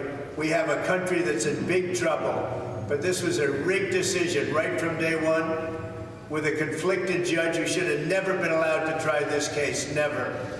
And we will fight for our Constitution. This is long from over. Thank you very much. Why should voters vote for convicted felons? Are you going to drop out? You believe in the rule of law? You trust the jury? Are you OK, so that was former President Donald Trump there, just leaving that New York courthouse. I'll paraphrase what he said. He said it's a rigged trial. He said it's a conflicted judge. He said it was a disgraceful trial. He said the real verdict will be on November the 5th by the people. Of course, he's alluding there to the election. He says he's fighting for his country and the Constitution. This has been done by the Biden administration to weaken him. He re-emphasised several times that this is a rigged trial from a conflicted judge. They didn't let him change course. We can see that. So these are live shots now outside as... Can I hear what this guy's saying? Let's take it. This is a tapestry of justice. It's an innocent man. He's never done any crimes. He's never lied. He's never done anything. They're like, oh, he made love to somebody while his wife was home with a newborn. Hey guys, I don't know if you know this, but after a woman gives birth, they're fat and cranky and they don't want to have sex. He had to have an affair. All right, so that was a guy out there who, it does appear, is a Trump supporter and is, you know, fully of the view that this is a complete and utter mistrial and that, you know, this is trumped-up charges, want of a better phrase. We will go back to outside that courthouse there. I'm joined now by former Trump advisor Rick Gates. Rick, was this a rigged trial? 1,000%, yes. It's politicized, it's weaponized, and I think that you're going to see over time the American people react in a very visceral way to how this was done. Obviously, his team will appeal this. They will have multiple avenues. Rick, I'm really sorry about this. Please stay where you are. I want to hear just from some of these supporters outside the courtroom. Rick, please stay where you are. Because you want to hear. That's the reason we have judges, because judge is supposed to hear both sides, not one side. When you think about the emotions right now, you feel the emotions you feel right now about the verdict. What are the emotions? Could you name them? And name as many as you can. The chap's being asked there how he feels about this verdict. Let's hear from him. I don't want to say, you know. Okay. Well, he's bereft, isn't he? He's bereft, isn't he? All right, Rick. I'll bring you back in. All right. So Rick, yes. Sorry to interrupt you there, but you know it is quite interesting to get live reaction from people outside the courtroom. There, we'll keep dipping in and out of this. So you were saying 1,000% this is a rigged trial. Yeah, look, it was rigged from day one when they decided to hold this in New York. You've got a federal charge being tried by a state court, which is probably the highest degree that the appeal will likely be overturned on. So there's a lot more to work through here. Obviously, it's a dark day for our country. You saw an angry, exasperated, and frustrated former President Trump. But the fact that he was, found guilty on all 34 charges is a pretty damning statement by this jury, by this judge. And I think as we move forward and we look, back at how this appeal is going to move forward, there's going to be a lot of grounds for the basis for the Supreme Court of New York to look at. Whether they ultimately acquit President Trump, I don't know. It's still New York. Look, what could happen, Rick? What can happen here? That's the question on everybody's lips. Is Trump going down? No, I mean, look, our Constitution allows, anybody, a convicted felon, to run for president. In theory, he could run from a jail cell. So he's not going to go down. And look, I've been tracking the polls over the last several days because this has been one of the prevailing questions. If he were found guilty, would this change the way that you vote in November? And the majority of those polls, 68, 70%, say, no, it won't change the way I vote. It doesn't necessarily mean they're going to vote for or against him, but what it's saying is that most of the American people see this for what it is, a politicized trial, and at the end of the day, those people that are going to vote for him are going to vote for him, and those that aren't won't. And so it's not going to change the dynamics, which I think is a good lead into how the American people view this, which is exactly what you're doing outside in the courtroom right now, getting their opinions. Yeah, no, exactly. And it is really important to get those opinions, absolutely. And I love hearing from ordinary people outside and getting those kind of really, human responses to something. Hopefully we can get back into that at some point. I'll just say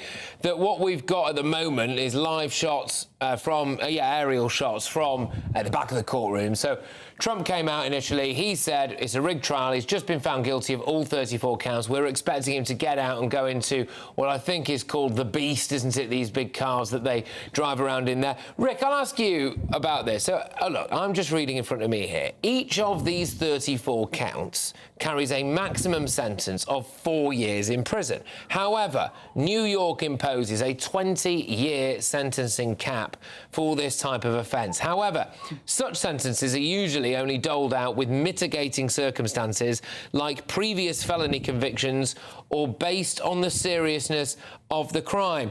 well, if you're right, and this is massively politically motivated, and this is designed to shut Donald Trump up and stop him from standing, then what's to say they won't imprison him?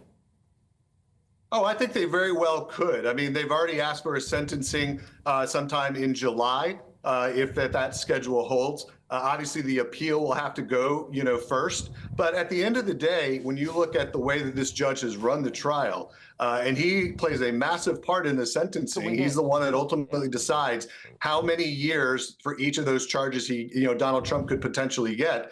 It could be, a significant number. It won't be anywhere near the maximum number, which the media loves throwing around, but it'll be, a minimal number. But look, at the end of the day, whether it's 1 or 10, I mean, the impact is being made, right? You're having a former president, potentially go to jail, which opens a whole litany of issues and questions moving forward. So it's not a great day for Donald Trump.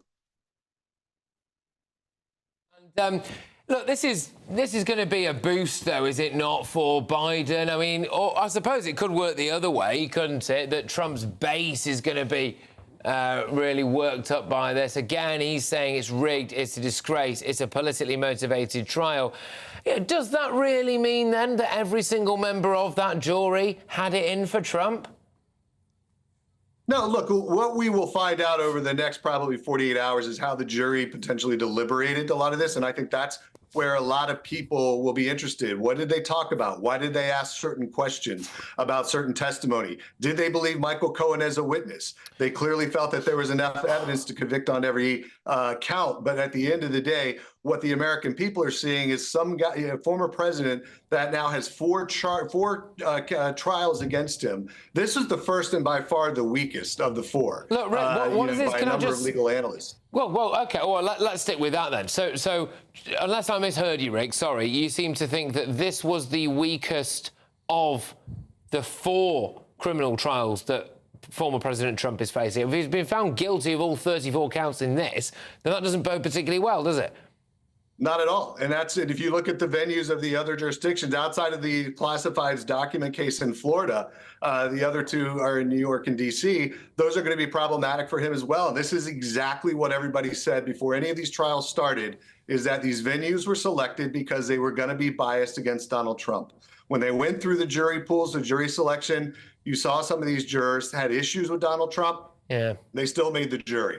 Normally, in a trial in the United States, you would not have that. You would be able to find people within a jury pool that were truly neutral or unbiased. And that is exactly one of the grounds that the appeal will fall from, is this idea that the Trump team could not change, the judge would not allow them to change venue, which is a very, very important part in this trial. All right, so look, this is the quotes-unquote hush money case, which involved a former porn star, Stormy Daniels. What does this mean for his marriage, then? Because, according to the jury, he cheated on his wife and paid her off.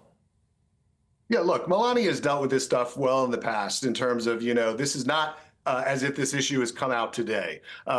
We dealt with this issue on the campaign in 2016 when it first came out. It obviously took 7 years for prosecutors to bring these charges. If you recall, the FEC, the Federal Election Commission in our country, declined to bring this case against President Trump. And then the first district attorney of New York declined to bring this case against Donald Trump. It wasn't until Alvin Bragg assumed his new role that he then reinvigorated the charges and brought the case. So there are still a lot of problems with it. Look, he's got to, sort through the family issues. He will. Melania knows how these political cases go, and she is stuck by his side, and she has been on the campaign trail with him, and I don't see any change in that. In fact, I think it's going to motivate his base to come out even stronger. Look, we have got some fabulous shots for you all here. So we've just had an aerial shot from outside the back of the courtroom there, where presumably former President Donald Trump will leave and exit and enter his motorcade. These are live images from the front, and we've been hearing from some of the Trump supporters earlier on. I hope to go back to that soon. Look, I'm wondering if you can shed a bit of light on this for me. OK, so we're always dealing in maximum sentences here. So this hush money case, up to 20 years. The classified documents case, apparently up to 450 years. We're looking at the federal election interference case, up to 55 years. The Georgia racketeering case, up to 76.5 years. All right, so look, those are the worst cases. What happens if he's sentenced to, say, 2 years and then he wins the election? Can he be your president from in jail?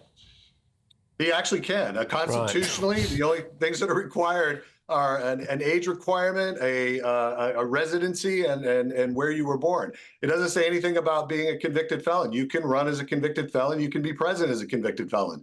The interesting thing about this New York case, though, however, is there has been discussion that if one of the federal cases he were convicted on those, he could, in theory, self-pardon. With a state case, he cannot. The only person that can pardon him in this case is the governor of New York, who currently is a Democrat. So that's a very unlikely scenario. So just so we are clear on this then, because this whole thing is a bit bonkers, all right, and especially from the other side of the Atlantic where we are now. As it currently stands, there is a fairly decent chance that the next president of the United States could win an election from inside a prison cell and then be forced to stay inside that prison cell because the governor of New York is a Democrat, but you could conceivably have a whole term served from within a prison. Yeah, this is the interesting thing. In technically, the process would be that the Trump team would file their appeal. While that appeal is working through the system, and it will go well beyond the election, in principle, that individual, the convicted individual, would not go to prison while the appeal is being heard. However, with Judge Merchan, and there's been a lot of controversy over him presiding over this case, he could, in theory, put Donald Trump in prison until that appeal works its way through the system. Most legal analysts and people in America don't believe that'll happen, but, you know, we didn't think that he would be found guilty either. So there's a lot that could happen, but at the end of the day, a normal citizen in our country would be free while that appeal works its way through the system. Once the decision on the appeal was made, then they would be determined whether or not their sentencing and how long they were, going to be incarcerated. OK, so you are a former advisor to Donald Trump. And is this the kind of thing he'd do? You know, he's maybe done something wrong, got people to cover it up for him. You know, he's a high-powered businessman before he was a top politician. This is the kind of thing that people did, no? Look, on this particular instance, no. I mean, he didn't get anybody to cover up anything for him, and that's not typically his style. Anything that he encountered, and particularly what we encountered on the campaign, was very open, very transparent. We had a lot of people come out of the woodwork saying and accusing Donald Trump of various things, which we had to defend against. This was not one of them. And this was, I think, the part of the frustration is, why did it take 7 years to bring this case up now, right before the next election where Donald Trump is the nominee? That is the part that's frustrated a lot of Americans. Rick, just before I bring my panel back in on this, Rick, what is the chance of violence here? Because we saw the January the 6th, Capitol Hill. I mean, look, OK, I will just reiterate to people, you know, a lot of people describe that as an insurrection. There was some CCTV footage that came out after that made it look a bit more like a guided tour. However, what is the chance of there being some kind of trouble on the streets here? Look, I think the chance is high. I hope it doesn't happen. But you saw the protesters outside. There have already been some altercations earlier this week. Nothing of a great magnitude. But yeah, I think this is going to further divide the country. And we're not in a good place right now. And there are some people out there that believe resorting to violence is a tool to be able to deal with this. I hope they reconsider. I hope that there isn't violence. We need the judicial system to be protected in this case, regardless of how frustrating it is or how weaponized or politicized it might be. OK. Look, Rick, I'm going to ask you if it's OK to hang around a little bit for us. I am very sorry. We have called you at the last minute here, and you've done an absolutely stellar job for us. I'm just going to ask you to just hang around if that's possible. And I'm just going to bring back in now my panel who've been sitting and listening to all of the things and all of the insightful stuff that you've been saying there. Yeah, Christian Calgie here, by the way, of the Daily Express. I mean, this is absolutely remarkable. We are witnessing a history in the making. Former President Donald Trump has been found guilty of all 34 counts. He came out. I'm hoping we might be able to just play you at some point as well a little clip of what Donald Trump did say from outside the steps of the courthouse there. But he said this is a rigged trial, a conflicted judge, a disgraceful trial. The real verdict will be on November the 5th by the people. He's not going anywhere. He's weaponising this as his campaign. He is. We've also had Nigel Farage has said the verdict is a disgrace. Trump will now win big. And Donald Trump Jr., who you had to bleep out earlier, has come out with another statement saying the Democrats have succeeded in their years-long attempt to turn America into a third world S-hole. November 5th is our last chance to save it. So, you know, you get a sense there that this is just so divisive and emotional. And you know what, from both sides, actually, you get actually, I think the left in America, the Democrats, are reveling in this slightly too much to deny that they're thinking of the political consequences as well as just the raw legal consequences. You get the sense that Donald Trump is their biggest fear, and they're really damn happy that this trial has gone the way it has. Yeah, let me just bring up now the tweet from Nigel Farage, which Christian was alluding to. This verdict is a disgrace. Trump will now win big. Matthew, your views? Well, I mean, it's just absolutely extraordinary, isn't it? One interesting thing is he might be able to serve as president, but he won't be able to vote for himself because he's registered to vote in Florida. Well, you have to your conviction has to be completely spent before you're allowed to vote. So if he is incarcerated, he won't be able to vote for himself. I mean, look, you know, we're enjoying the theatre of it, but there are hugely serious consequences for the future of the world. I mean, you cannot, you know, this is a president who's going to have his fingers on the nuclear button from a prison cell with the Secret Service camped outside. So it is. I mean, it's both sort of insane, but it's also worrying. So, Suzanne, what do you make of this idea, though, that there is political motivation behind this, the location of it, the way that they're trying to bring all of these different court cases against him, the potential lengths of sentences, etc. Is there some truth to that? Yeah, I can't help but think that there is, Patrick. Yes, as I said earlier, you know, look at the contrast between this and what happened to Bill Clinton. Interestingly, you talked about Florida, Matthew. Ron DeSantis, the Republican governor of Florida, has also tweeted. He said if the defendant were not Donald Trump, this case would never have been brought. The judge would never have issued similar rulings, and the jury would never have returned a guilty verdict. And he ended up by calling it basically a kangaroo court. And, you know, this is a rallying cry now. This isn't just a court case now. This is going to be, the fact that Trump has lost is going to be, I think, a rallying cry to his supporters. Yeah, OK. And just to remind you, what you're looking at right now on your screens is the back of that courthouse with former President Donald Trump's motorcade there. We will, I think, some point soon see him walk out of that. Again, I'm hoping that I might be able to play to you Donald Trump's reaction in the immediate aftermath of this case. Found guilty of all 34 counts in relation to a hush money payment towards Stormy Daniels. I'll whiz you through some of the other things that former President Donald Trump is now going to face as well.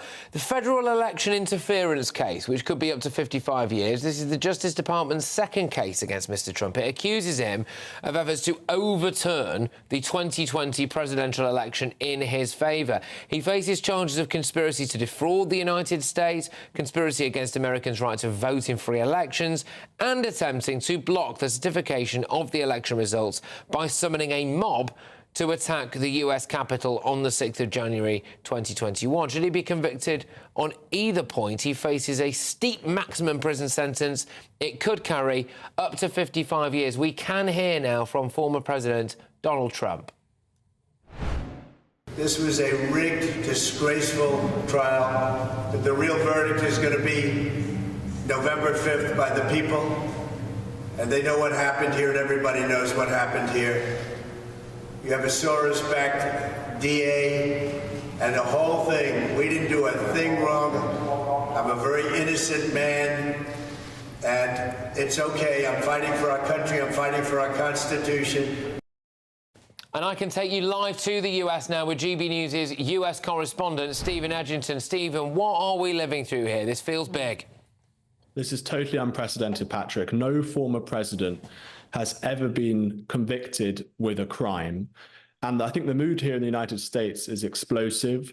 The energy and the emotion that people on both sides are expressing is phenomenal. I think the Republicans, I mean, since I've been here in DC, I really get a sense the Republicans are furious with what they see as a political prosecution. On the other side, the Democrats see Trump as being a major threat to democracy. They're very concerned about him winning in November. And I think many of them are quite happy, actually, that he's being convicted today, that he faces all these trials not just in New York, but around the country. And he could be going to prison for the first time in American history. We have a presidential candidate and a former president who could be going to prison. Indeed, from where he can serve as president, apparently, and potentially be reliant on a Democrat governor of New York to release him, which isn't going to happen. So just when you think all of this couldn't get weirder, look, realistically, Stephen, what is this going to do when it comes to moving the dial at the election? Trump said the real verdict will be on November the 5th. That's the election. Is he going to win it? I think this actually helps his chances massively. It really plays in to what Trump has been saying for years. And the Democrats have played their hand, I think, pretty poorly here. This was a weak case. I think we can all see it was a weak case. Although the Democrats say that, look, no one's above the law. It's important that everyone, has their proper, fair trial. And this is a fair outcome. They would argue that. But I think when it comes to November, this really will energize Trump's base. I think it will make them absolutely furious and turn out to vote for what they see as a president under fire from his political enemies. We are witnessing just live shots now from outside that New York courthouse where the crowds are building. So there was quite a sparsely attended barricade there, and now we're already up to, I don't know what, maybe about 100 people. I would imagine that those crowds will steadily build as news trickles through that former President Donald Trump has been found guilty of all 34 charges, especially in relation to Stormy Daniels, the former porn star who he now is guilty of sending hush money to. Stephen, when we look at what could actually happen here, do you think that they will send him down? Because the line from Trump is that this is rigged. The line from Trump supporters is that this is politically motivated. They're designed to take him out of action because he's too powerful. So to take that to its natural conclusion, then, they would give him the biggest sentence possible, wouldn't they? I think that legal experts say that he probably won't go to prison for this crime. This is his first conviction. There's lots of mitigating circumstances and factors. So I think the experts say that it's unlikely that he will actually be sent to prison for this. However, obviously, if this is politically motivated, then the logical conclusion to that would be that the Democrats and the judges and the politicians involved in this case would send Trump to prison. We obviously know that many Democrats have said that they want to see Trump. Sorry to interrupt, Stephen, but that appears to be former President Donald Trump leaving the back of the courtroom, I think. Certainly some of his entourage, it was. Yes, there we go. So that was former President Donald Trump in that front car that you're witnessing now with security agents surrounding it. Let's stick on this now. So Trump has, as we understand it, exited the back of the courtroom, got in that vehicle, and will be heading off, I would imagine, to Trump Tower, probably, at some point very, very soon. Look, Stephen, thank you for this. Please do stay where you are, because I'm going to need you a heck of a lot over the course of the next hour or so. I am joined now by US Attorney Lisa Bloom. Lisa, thank you very much. Can I just get your reaction, please, to this absolutely historic day? Yes, well, as an attorney who represented 4 women accusing Trump of sexual misconduct in 2016, and as an attorney who's practiced law for almost 38 years, I can tell you I'm very happy with our this country. The prosecution presented a very methodical case. Other people have already gone to prison for Trump's crimes, like Alan Weisselberg, his chief financial officer, Michael Cohen, many others associated with him. And now the guy at the top, Donald Trump, has been found guilty, and he's been found guilty for only one reason, because he is guilty. Trump says rigged trial, conflicted judge, disgraceful trial. The real verdict will be on November the 5th. He says he's fighting for his country and his constitution. This has been done by the Biden administration as a bit of a stitch-up. You don't buy that? Well, because it's not true. The Biden administration has nothing to do with a state case, and that's what this was. And it's not rigged. He could have testified. He didn't. He could have gone into the courtroom like every other witness, raised his right hand, swore to tell the truth, and said in the courtroom all the things that he's saying on his social media platform and outside. But he didn't, because they are lies, and because he would then additionally have been found guilty of perjury. So it's absurd. Our system is not rigged. If anything, our system is rigged in favor of defendants who have every constitutional right, which his attorneys asserted on his behalf, and he lost fair and square. Just to articulate what people will be seeing if they are watching us on TV now, that is the former president's motorcade leaving that courthouse in New York City. And these are great aerial shots, actually, because, you know, I thought there would probably be a bigger crowd here. I thought that there would be a crowd from both sides, potentially, really, going at each other. There's a lot of the, what would you call them, MAGA supporters, wouldn't you, who we were interacting with a little bit outside.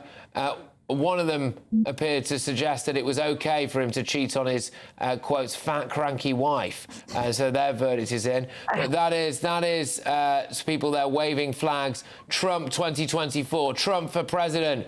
I don't know if we can take audio. Can we take any audio of this? Maybe. Just see if we can get a little bit of the, just get a little bit of the atmos maybe at some point. Hopefully we'll be able to bring it to you. There we go. You know what? This is a very small crowd. It is small. Just to say, sorry to cut across you, Lisa. I just want to articulate. Yeah. Trump was waving. We got a little bit of in there. So Trump was waving to that crowd. You're saying it's a small crowd. I suppose it doesn't look like there's going to be too much outrage then in New York. Maybe that's just because of where it is.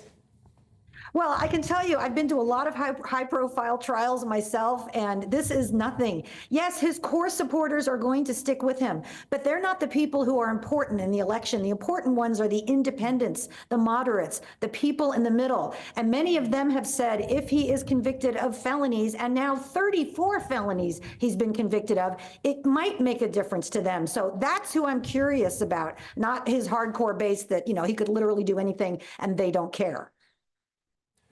OK, all right. Now, can I just say to our viewers and listeners here that we are, as I understand it, going to hear in a little bit from Nigel Farage live on this show. I can't tell you exactly when we're going to be hearing from Nigel Farage.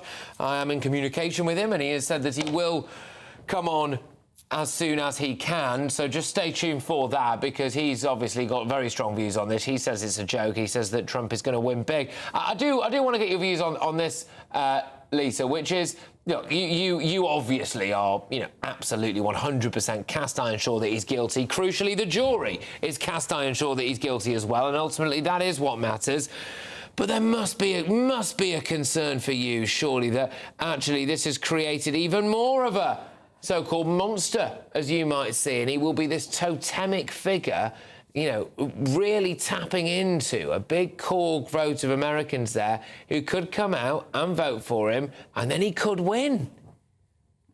Well, of course, I'm concerned that he could win, but I'm very proud of our legal system. You know, this is our highest level of proof that's required, our criminal justice system, that each and every element of all those 34 counts had to be proved beyond a reasonable doubt. Trump had excellent attorneys who argued every point on his behalf, who gave an outstanding closing argument, who took matters up on appeal, who argued every legal issue. He had a more than fair trial, much more than most defendants have in our system, who can't afford these expensive, high-profile attorneys.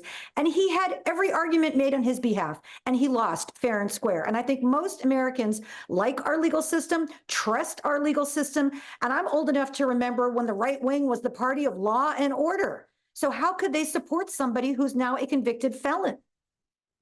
Lisa, thank you very much. It's Lisa Bloom there, who's a US attorney. I just would ask you, Lisa, if possible, just to have a little chat with some of my producers off air, just to see if we can keep you on for a little bit. I'm going to go back to our US reporter, Stephen Edgington, in a second now. Stephen, what is the mood music like there? I know you're going to be all over the American social media. You're plugged into it in a way that I can only dream of being from our Paddington studio here. You heard it from the US attorney, Lisa Bloom. Look, this isn't rigged. This is cast iron. He's guilty. He's got what he deserves. They're the best legal representation a man could buy.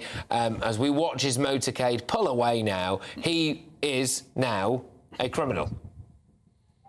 Absolutely. He is technically a criminal under the law. He still has a right to an appeal, of course, which I think is highly likely that he will do. Obviously, on Twitter and social media, it's going absolutely crazy. You're right to mention that. Republicans are absolutely furious with what's happened today. They absolutely see it as a political prosecution of a presidential candidate. Again, completely unprecedented in American history. If this was happening in any other country around the world, where a presidential candidate or a leading candidate for a major election in a Western democracy, I think the Americans would see this as being a sort of a violation of democratic processes. Now, obviously, on the other side, the Democrats say this was completely fair. This was a fair trial. No one is above the law. President Trump absolutely deserves to be convicted today. But I think that ahead of November, this is only going to sort of inject a huge amount of energy into the campaign on both sides. I think there's absolutely shock and awe at the moment, people reacting in the United States, particularly the Republicans, to, one of their heroes. Trump has such a big reputation here. His MAGA supporters absolutely love him. And for them to see him be convicted in this way, be persecuted in this way, they are absolutely furious. I'm just checking with interest how certain big American news corporations like CNN are reporting this. They've immediately got the words fact check in big, bold letters here. Trump repeats baseless claim about the Biden administration and the hush money case. He says there is no basis for Trump's claim. There is no evidence that President Joe Biden or his administration had any role in launching or running Manhattan District Attorney Alvin Bragg's prosecution. However, Bragg is a Democrat, isn't he? And so when you look at it like that, it's very hard to say that there is no political motivation for this. I think that there is a very strong argument that the Democrats are going after Trump using what's known as lawfare. They're using the law to go after a presidential candidate. And as you say, rightly, Alvin Bragg, the prosecutor, is a Democrat. The politicians in New York are Democrats. You even had Democrat prosecutors running for election saying that I will prosecute Trump. I will send him to prison if you vote for me as your prosecutor. Now, British viewers have to remember that there are elections for district attorneys and so on in the United States. It's a very different system to what we have in the UK. So I think Trump and his supporters do actually have quite a strong case to say this is politically motivated. Some Democrats have been quite open with this, saying, look, if you vote for me, I will take down Trump. Now, whether this is connected personally with President Biden, I think that's another matter. Does he really need to be talking with the Manhattan District Attorney or with politicians and prosecutors in New York? I think they already hate Trump enough for them to do this without President Biden's direction. So whether President Biden is directly involved in this, I think is something else. OK, now, look, we have heard now from the Biden camp. So it started with a tweet. They said, there's only one way to keep Donald Trump out of the Oval Office, at the ballot box. So we have a similarity here between former President Trump and current President Joe Biden. They know they are both going to be contesting this presidential election on November the 5th. The Biden campaign are insisting you have to vote this guy away from office, right? There is now a statement as well. So Biden's campaign released a statement in the wake of this verdict. Their main takeaway is that it shows that nobody is above the law. It says Donald Trump has always mistakenly believed that he would never face the consequences for breaking the law for his own personal gain. But today's verdict does not change the fact that American people face a simple reality.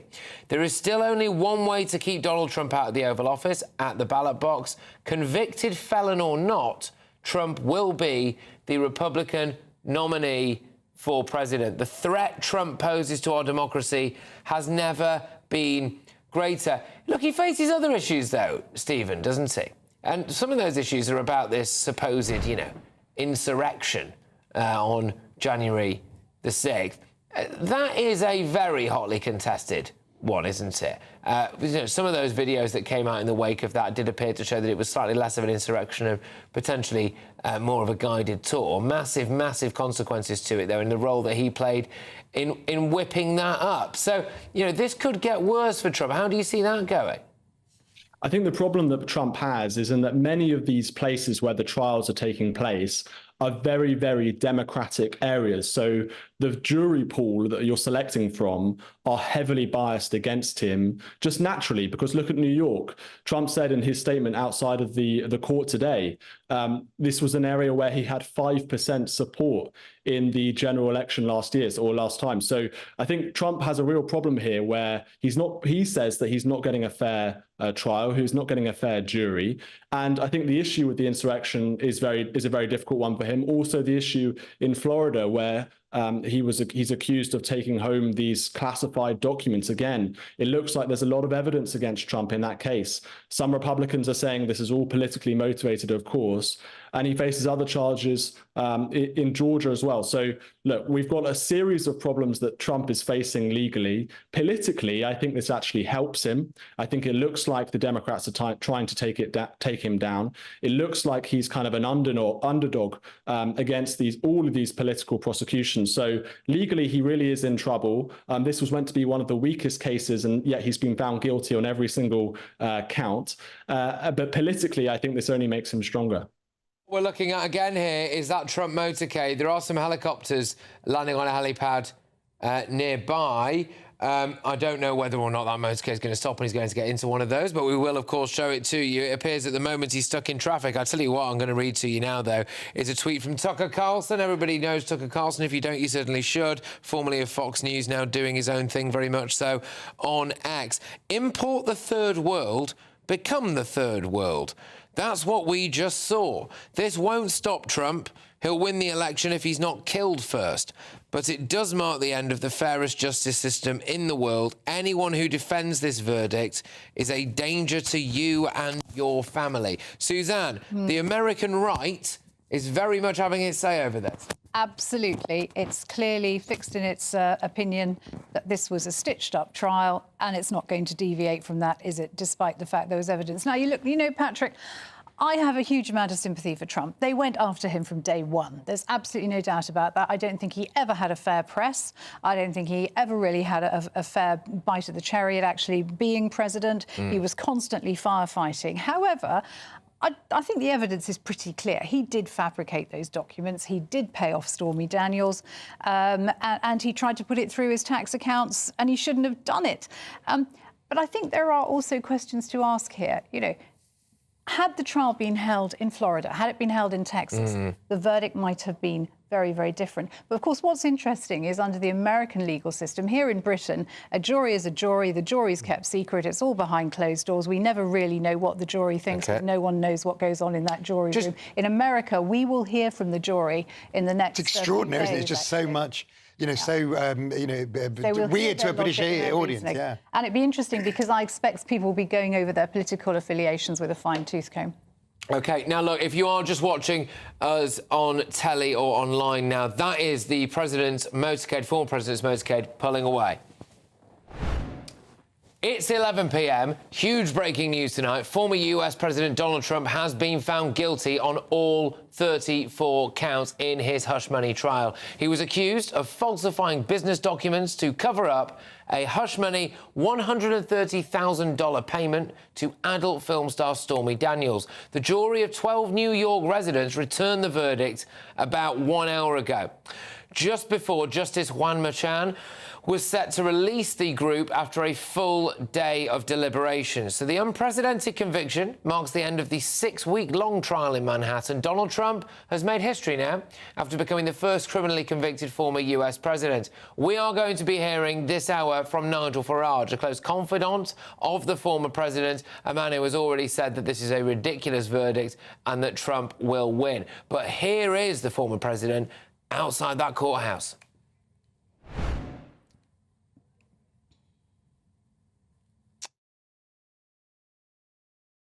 This was a rigged, disgraceful trial. The real verdict is going to be November 5th by the people. And they know what happened here, and everybody knows what happened here. You have a Soros-backed DA and the whole thing. We didn't do a thing wrong. I'm a very innocent man, and it's okay. I'm fighting for our country. I'm fighting for our Constitution. Well, I'm joined now by Jennifer Ewing, who is from Republicans Overseas. Jennifer, thank you very, very much. Is Trump right? This was rigged? I mean, it's definitely politicized, absolutely. You've got a district attorney who ran on getting Trump. You have a judge whose daughter is one of the biggest Democratic fundraiser and, you know, has raised millions and millions of dollars for Democrats and basically sells merchandise with Trump behind bars. And then yesterday, what we heard, you know, sort of later in the evening was the instructions that had been given to the jury was telling them that this mystery felony that we waited, 6 weeks to find out what it was basically a pick your felony. They had a choice of 3, and the 12 jurors did not need to agree on what felony that was. So there's been a lot of unusual things about this, and it's disappointing for sure. It will make of Alvin Bragg. What do you make of the district attorney Alvin Bragg here? Because they're trying to claim that this isn't politically motivated, but many people point to Alvin Bragg and they say, well, that very much shows that it is. Yeah, I don't know who these people are. I think anybody, regardless of your political leanings, can see that this was politically motivated, and several people had turned down this case for years, thinking there's nothing to see here. It's a bookkeeping error, right? Why did we only have the revival of this case turn up after Donald Trump decided he was going to run for election? So let's not forget, the Department of Justice was weaponized against not a former president, but the top running mate of President Biden. Yeah, OK. What does this mean now, though? Do you think Americans are going to be more or less likely to vote for him as a result of this? Guilty of all 34 charges, well, conceivably, I mean, absolute worst-case scenario. I will stress that this is unlikely, but could face 20-odd years in prison for this. There's the classified documents case, up to 450 years in prison, so that is a life-changer. The federal election interference case, up to 55 years. The Georgia racketeering case, 67.5 years. I mean, you know, if